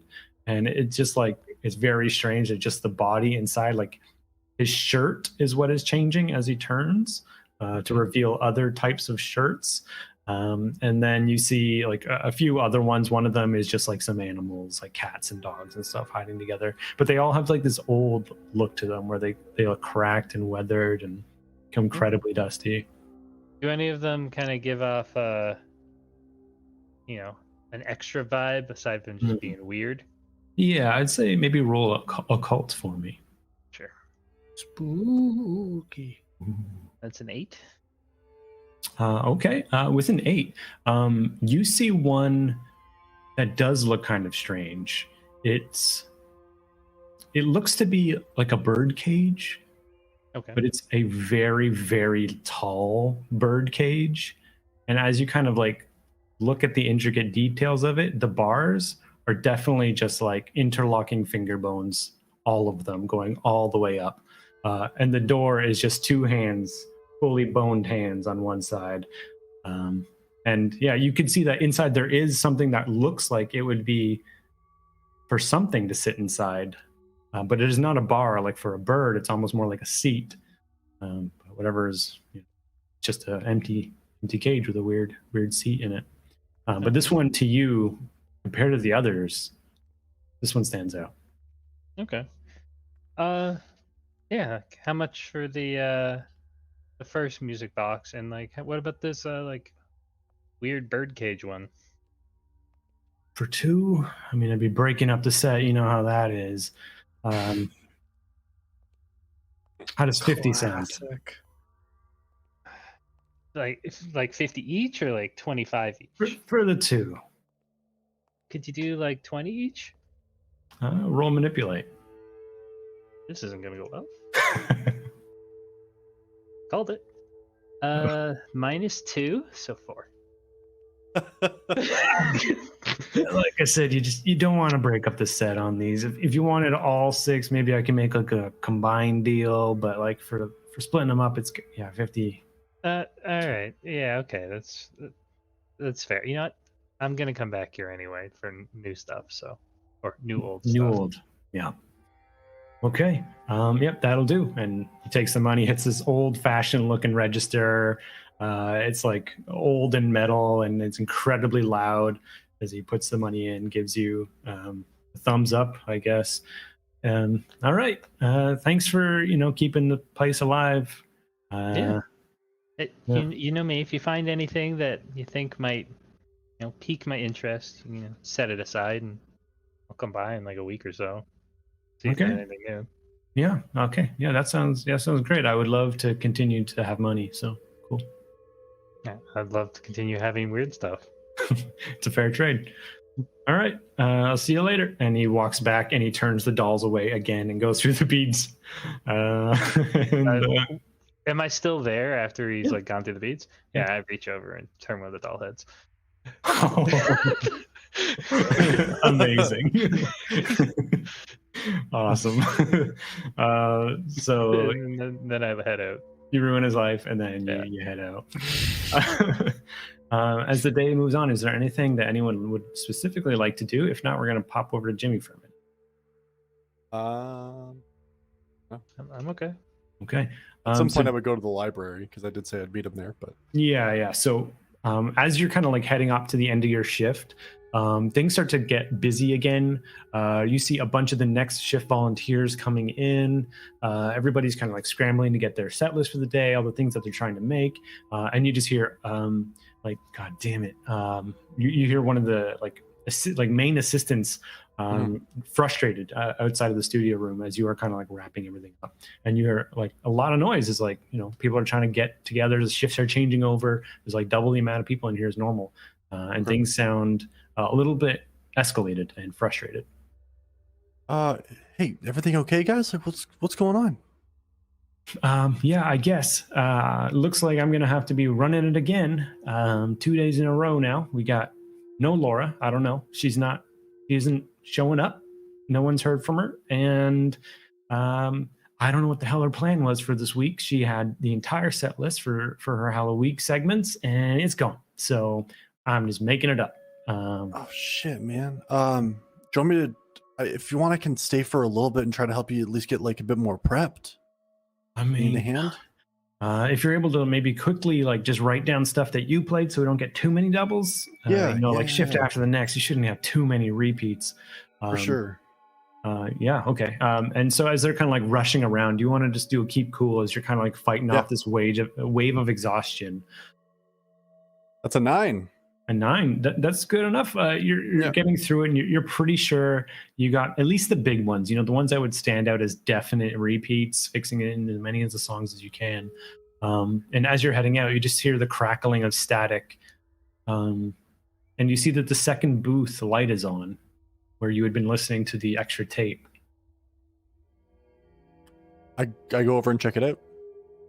And as they're like starting to move their stuff into the main area beside the side booth, they're putting in all the tapes. They got the set list and everything's written down now, double checking against yours. You work your way in between them and go towards the side booth. One of the other volunteers is like sheepishly just about to go into it, and they see you go for it. Sorry, man. Just give me just 1 second. Just forgot something in there. I'll be real quick. Okay, yeah, because we gotta like make sure all the tapes Yeah. are good. So okay. 100%. Just gotta grab something, and I'm gonna go in and try to grab that extra tape. Okay. Like to take it. Yeah, 100%. Okay, can you make a stealth check for me?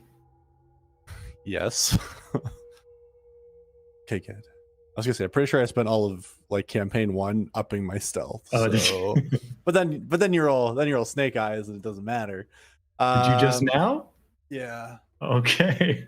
Oh, Use another luck. Do it. that's the internal debate. Like this could save They my don't life one refresh. day. I It's true, know. they don't come back. Nah, I'll just keep it. It's a 3. To 3.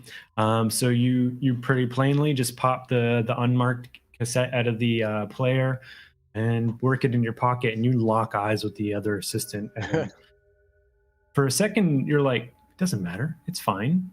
I can have a tape. Yeah. But you locking eyes with them for so long, they Makes just it start weird. to look at you. I they're looking- was trying to get the I don't know if you heard, if you were listening earlier. I had to play something myself because like everything was going crazy. Keep an eye on that today. I was trying to record it using this tape. I don't know if it picked it up, but I'm gonna take it home and listen to it, and that's all. I was trying to catch it because if I can use it for like an EP one day, like I wanna. So I see. Okay. Yeah. Do you want to roll manipulate for me? See if you can be No. convincing. but I will. Oh god. 9. They definitely like kind of give you an eye, like you don't Yeah, need you know to how it explain is. everything to me. Okay. All right. All right. Cool, That's- man. Yeah. Yeah, good luck tonight. Again, like I said, like stuff cut out for us, so good Yeah, luck. hopefully it doesn't. Yeah. Okay. Yeah, cool, Um, man. All What's right. your name again? Fred. Fred, man, you're awesome. Hey, I've man, worked here thanks. for a while. It's kind of weird. I know I'm second fiddle here. No, I get it. No, it's not that, man. I was up till like 3. I'm just tired, man. I'm sorry. Okay. Yeah. No, it's totally fine. right. Whenever Laura's back, you'll see her again. It's totally. Yeah, and no one's heard from her. Like no one's talked to her. Like nothing, eh?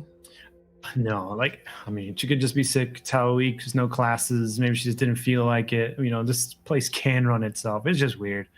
Yeah. It's rude, really, to like, make me have to do this stuff. Oh, I'm shitty, man. I'm not the talking one. I don't go to the microphone. That's her thing. So now that I got to do it is like kind of rude, but like, all right, I'll handle it, I guess. So. Yo, have you ever worked on your radio voice? No, it's just like I tried to do I was doing a bad one and I got in trouble for that, so I can't do it anymore. But it was kind of like really? like I really like the prank calls and stuff. I really like the zany, wacky voices, and Right. Now you gotta just like drop the voice a little bit. Be like WSCV, where the hits stop coming and they don't stop coming.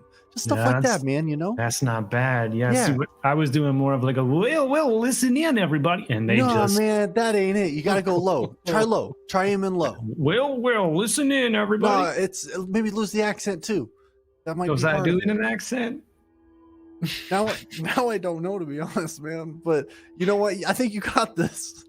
Yeah, I think I got it. Yeah, this is gonna go great. Everybody starts to get the other assistants together. Like, all right, we got like what, 5 minutes? All right, I'm gonna start practicing some voices. Well. Okay, and he puts the headset on, and yeah, he is I flustered. don't think I helped that man at all. And you're free to do what you would like. Yeah, I'm gonna go try to meet Brody at the library. Okay, so you get there, And yeah, Brody, as you are packing up, you're heading out away from the computer, having stolen everyone's printing credits. You see Jimmy pull out of his car in the parking lot. There. Hey, man. Hey, you. We should probably get out of here. Yeah, all right, man. You need a ride? Did you find some stuff? Oh yeah, like I gotta like take out like a stack of papers. Holy Yeah, shit, man. we're gonna have to like filter through all of this, but yeah, Okay. you know, I thought I was using my account to print off all this paper, but actually I was using somebody else's account, and I think they were doing a project. So That costs money, man. I know it was by accident. I didn't mean it. I have no money. Well, shit. Get in the car. Just get in the car. Let's And go. I'm just as we're walking like to the car, I'm just gonna be like, yeah, like just pulling out notes, like, yeah, you know, like there wasn't really much in the newspapers, you know. There was this rich family, and I just like just going on, and Yeah. and you know, that guy that we just saw, I think that he was Edgar. You know, he was the boy in 1945, and then he saw another boy. Now get this, okay? He got up from a wheelchair. He was paraplegic. Couldn't use Okay. his legs, Jimmy. Right. Nothing. I'm just pounding my legs. Nothing. And he got up and walked to the lake, just like he said. He just Okay, got up so and walked in. so And someone he someone walked into a lake. Yeah, and he said he saw the glowing eyes, absent-mindedness. Okay. Just kind of got up and just walked into the lake. Also, I gotta- yeah. another thing that I remembered. Sure. This is a totally lack of sleep, so I could have gotten things wrong. But you remember that dream I was telling you? Well, it wasn't really a dream, but you remember that thing I was telling you about going to the bike, but I wasn't really at the bike. I was in the Yeah. lake. You said Yeah. sure. Yeah, so now I remember I was in the lake. Okay, I was floating in the lake. It was dark. Okay? A rock was thrown at me while I was in the lake. There was somebody on the beach who threw a rock at me. And I said, fucking asshole, because he threw a rock at me. But I threw a rock yesterday. What if I was throwing a rock at myself? And I was just, you know what?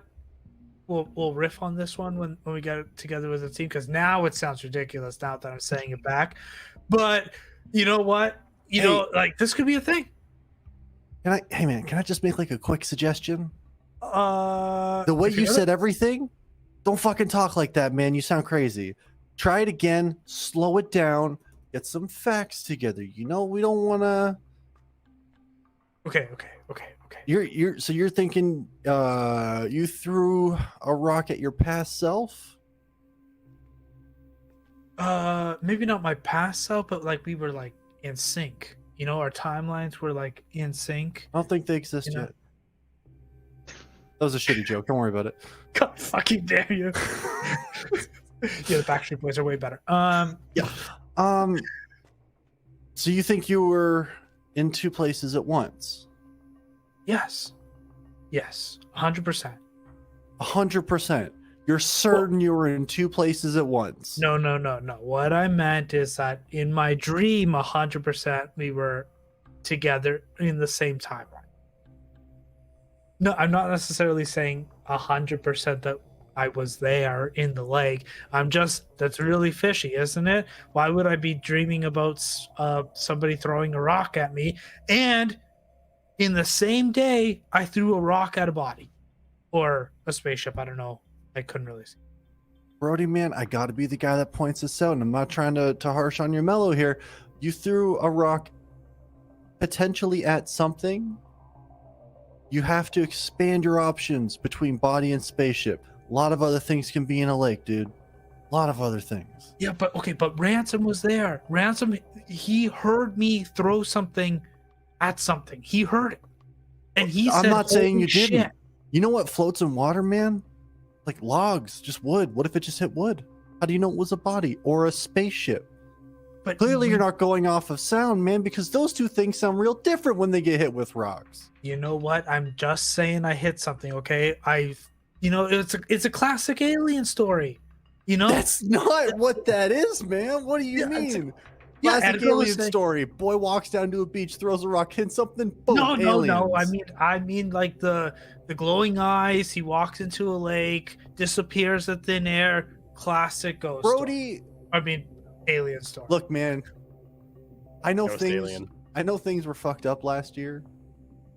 Can you name one movie that the things you just described happen in? You can't say classic alien story and then give me that shit. We've all seen the same movies, man. What are you talking about? I'm just okay. I've seen a lot of supernatural stuff on TV. Okay, and it's With your Dateline shows or whatever? yeah, and unsolved mysteries, man. Classic. They are great television shows. You should watch it. They air late at night. It's great. I fall Honestly, asleep. as you guys are saying this, you've made your way to Angel's apartment. You're going up the steps into the. Before we go up the steps, I do Yeah. want to ask one more thing. I want to ask you, man. Sure. Forget the other stuff for a second.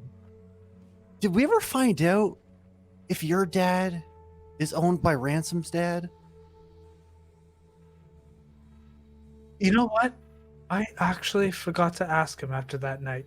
You know, Fair. Okay, I After was just all that, curious. you know, Yeah. it's just one of those things that slipped my mind because I had bigger fish to fry or things to worry about. No, You it was know, a fucked like- up night for sure. I was just, Yeah. I couldn't remember. So You know what? Maybe it's not a bad thing. You know, Ransom's dad owns the pizza joint. The pizza joint ain't going away because that man has a shit ton of money. So it keeps my dad employed. You know, all things come around in a circle. I don't like though that I have to think about that Ransom owns the pizza joint and the movie shop and but then also just works there as a regular employee. It doesn't really make sense, man. Yeah, but you know what? Maybe he's just in the family business. Happens all the time. Maybe, man. Anyways, let's go up. Tell the guys some of the stuff you found, but again, try to tone down the excitement. Just the facts, man. Actually, that's not true. Everything you're saying is not fact. It's fine. Let's just go talk to him, man. And you guys make your way into the apartment. Angel, Ransom, would you be there? After the events, after going shopping and making a quick delivery and ending your shift at the projectionist downstairs. Yeah, I probably would have like walked up and like, Albert, if you need anything, I'm just upstairs over top of the pizza place. Like, All right. don't burn the place down. But if Cool, you cool. need me, I'm around. Yeah, no worries. I'll do the. I'll get the projection stuff ready for the night. And all right, I can do it. Remember, Stigmata, Lake Placid, Sleepy Hollow. Okay. All right. That sounds good. All That's right. like that's different than yesterday, but okay. That's like Yep. we're starting hard. Yeah, it's like a grab bag tonight. Yeah. All right. I'll let the parents know.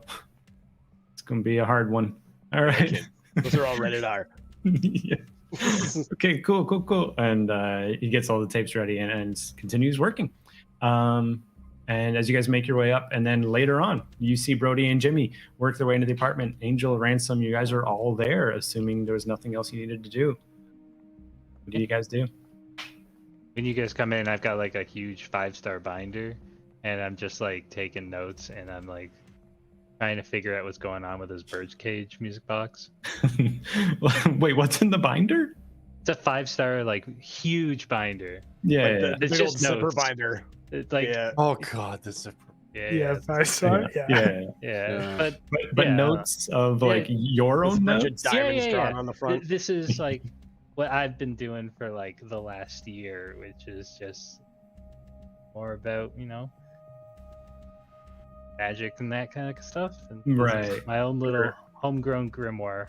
You're adding this and how it feels and everything to your notebook. I thought you were at first saying that you wrote an entire binder with of notes about just this music box. But wow, I've been last going 45 ham the last minutes. couple hours, right? Yeah. But yeah, you're sketching in a quick diagram of what it looks like and the feelings that you get from it, and in tune with how you've been writing down your grimoire for a little while. When you guys are all in there, is there anything you need to discuss? Well, I've got a 6-pack of Jolt Cola that I'm handing out. Oh, Been a long day, guys. Here. oh, drink I up. definitely do this. Thanks, man. All the sugar and double the caffeine. I'm gonna pull like Wait, all you my guys didn't notes sleep out. enough? Nah, man. No, some of us had to work, Angel. I worked yesterday. Hmm. Actually, Angel, when you say that, you notice that you do have a message on the machine.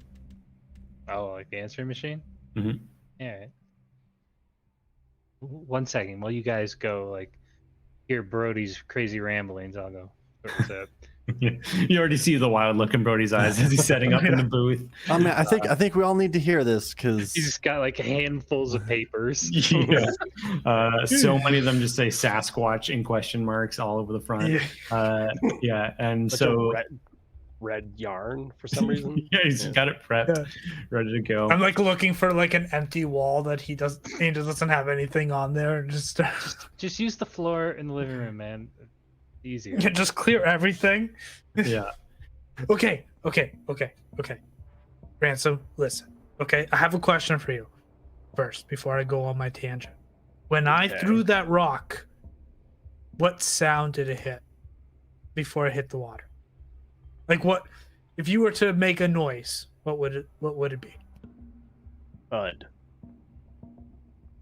Okay, we gotta be a little more specific than It was that. like an onomatopoeia. It sounded like it said thud. I fucking hate you. Does it? All did right, it? GM, Okay. would you say it was a more organic sound, like it hit like that, or was it like a thump, like it hit something perhaps Yeah. wooden, like some flotsam? You remember being incredibly tired. You remember being cold, and you just remember like the look of the pale waves in the headlights, the sound of something in the darkness, and then a splash. You remember the Yeah. splash pretty clearly because it took longer than it was supposed to. The thud Oh. was a surprise, and you just remember it to be kind of a thud, a little hollow, maybe. It was a thud, maybe a thunk. Okay. Anyway, it doesn't matter. Let's get through. This is what I found. I'm gonna like pull out the first some of the pages about the kids. Okay, this guy Edgar is probably the man that we met this morning. Anyway, when he was a boy, he saw another boy, okay, walk into the water and disappear. Now, what's incredibly fucked up is that boy was a Silverside son. You know, the lodge up there. Anyway, The ski lodge, yeah. yeah, he was paraplegic, wheelchair, couldn't walk. And he got up and he walked into the lake. Anyway, the whole town called Edgar crazy. Obviously, how can somebody like that walk? But anyway, he said he saw what he saw, and then yeah, Edgar was treated pretty badly. But anyway, that's on the side here. Anyway, so then I pulled all these creatures that could have shining eyes, and then it hit me. Yesterday, when I was walking to my bike, I swear I was at the lake. Okay? And Jimmy, don't give me that face. Just give me a minute. Let me explain. nah, man. Sorry. And okay, so when I was at the lake, I was in the water. Okay? It was incredibly dark. I was in the water, and a rock was thrown at me. Okay? And then I looked at the lake, I looked at the beach, and there was somebody there. And I was like, that fucking asshole just threw a rock at me. Now, how incredibly weird is it that on the same night, I also threw a rock and it hit something? Okay? A thud, as you said. It could have been, I know this sounds weird. Okay? I know it does. But what if I was in the same timeline? You know, I was in the water, I threw the rock at myself, and then when the rock hit me, I woke up back at the bike. I sort of gingerly reach over and pull the Jolt Cola back. Give me that. Give me that, Ransom. I need it. Oh, I think you need sleep, buddy.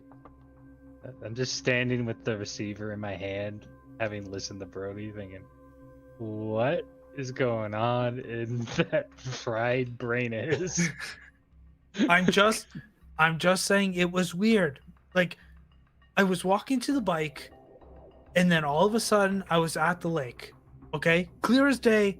I was there. And then I believe all of you. a sudden I wake up back at the bike. Like, it was weird. I think it was maybe just a coincidence. But that's weird. Like that. Okay, Yeah, coincidence It is happened. weird. It is weird. But a rock being thrown at me while I throw a rock and it hits something? Come on. Yeah, look, I'll grant you that it's weird, but it's not exactly like evidence of, timey-wimey nonsense. where did the rock hit you?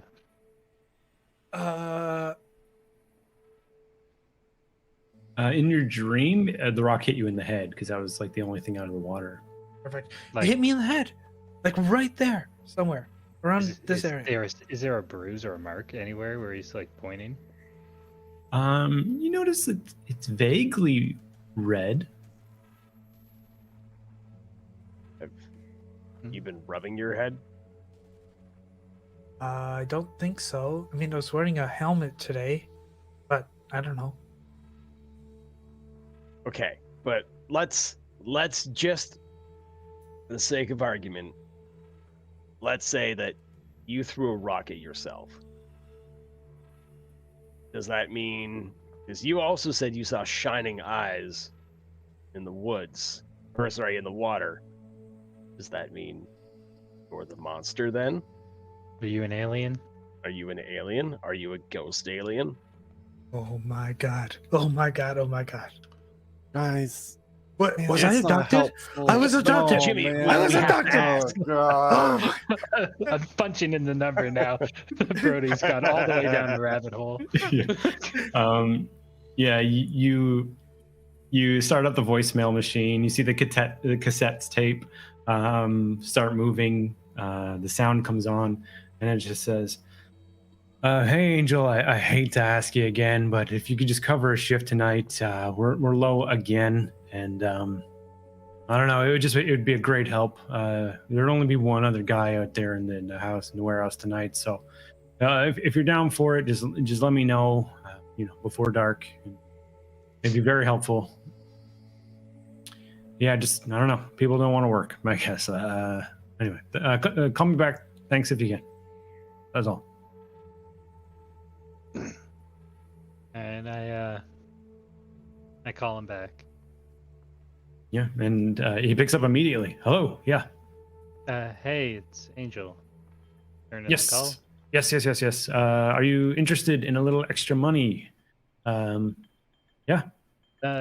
Yeah, that's fine. You know I'm like over 40 hours this week, all right? Yeah, we'll give you the overtime. Honestly, like we got the product ready to. People are coming up for the trucks are going to be here. What are we going to do? Not put the product on? I don't know. We got to do it, right? All right. Yeah, I can be there for like what time does the shift start? 7 would be great. It doesn't have to be a long one either. Like a couple of hours. We just need at least 2-3 orders done. Okay. Yeah. No, I should be all right. Yeah, I'll be there for 7 then. Okay, that would be excellent. Yeah, just you and one other guy, I think, tonight. So that's how sparse it is in there. Thank you very much. Okay. Hopefully nothing goes wrong and you can make it. That'd really suck if you don't. That's all. Yeah, no problem. Awesome. Okay, bye. And he hangs up. See ya. And Jimmy, you just see a voicemail machine with a cassette in it. Hey, Angel. Can I borrow that for a second, real quick? I need to listen to a tape. And this just makes it easy. Yeah, sure. I guess. Awesome. Thanks, man. You should really listen to what Brody has to say. It's great. As he's doing that super quick, I'm just gonna pull out the pictures and just lay them out on the floor. Just before I forget. What time is it right now, Aaron? Just so I know how much time I have. A little bit into the evening. I'd say maybe 5-ish. Yeah. I'm gonna have to start delivering pizza soon. No. I'm gonna, as quickly as I can, try to listen to this tape. Yeah, so you turn it on and you hear immediately shuffling, crackling, the sound of something moving around. You hear the sound of like burlap, like a sack thrown to the ground, things being thrown into it, and then heavy breathing. All right, I don't have much time to explain. I'm getting the hell out of here. I'm gonna probably just drop this off at I don't know anyone who will listen. It's happening. It's happening again. You could check the papers. 1945. I was there. I saw it happen. And I just need somebody out there. Please look into this. They ignored me. Everybody ignored me. And I'm not gonna stick around. I'm out of here. If the guys at the club, if you guys hear this, it's well, you know who it is. It's Mr. E. But I'm getting out of town. I gotta go. And you guys should probably get out of town too. Please, everybody in Snowcatch, it's not safe. You've got to go. And if you're listening to this in the station and think don't play it, it's a prank, please play it. Your life could depend on it. Please. And then the tape begins to crackle out and you hear the sound of other things, and then suddenly a click. Shit. Hey guys. Yeah. The guy that we met last night left a tape at the radio station. And does anybody know what? Nah, man, it's more like a warning message that I think he wanted us to play on the air, and I definitely just stole the tape from the station, but that's fine. Have either of you heard of a club called like it's just the club? Would I know of any clubs? Making I would say maybe make an investigation check Okay. to see if there's anything you can recall. 8. Nope, 4. Nothing comes to Yeah. mind immediately. Yeah. I don't know, man. He's talking about like he's trying to warn people at the club. He called himself Mr. E, and then I think laughed because it sounds like the word mystery. Not a very good joke, but I guess he liked it. All right, that's. I guess we can try and figure out what the club is. Yeah. Yeah. I know there was a guy at Oliver's place earlier today who kind of matched the description of the crazy guy from last night. But Oliver said he didn't think he found anything he was looking for. Weird, man.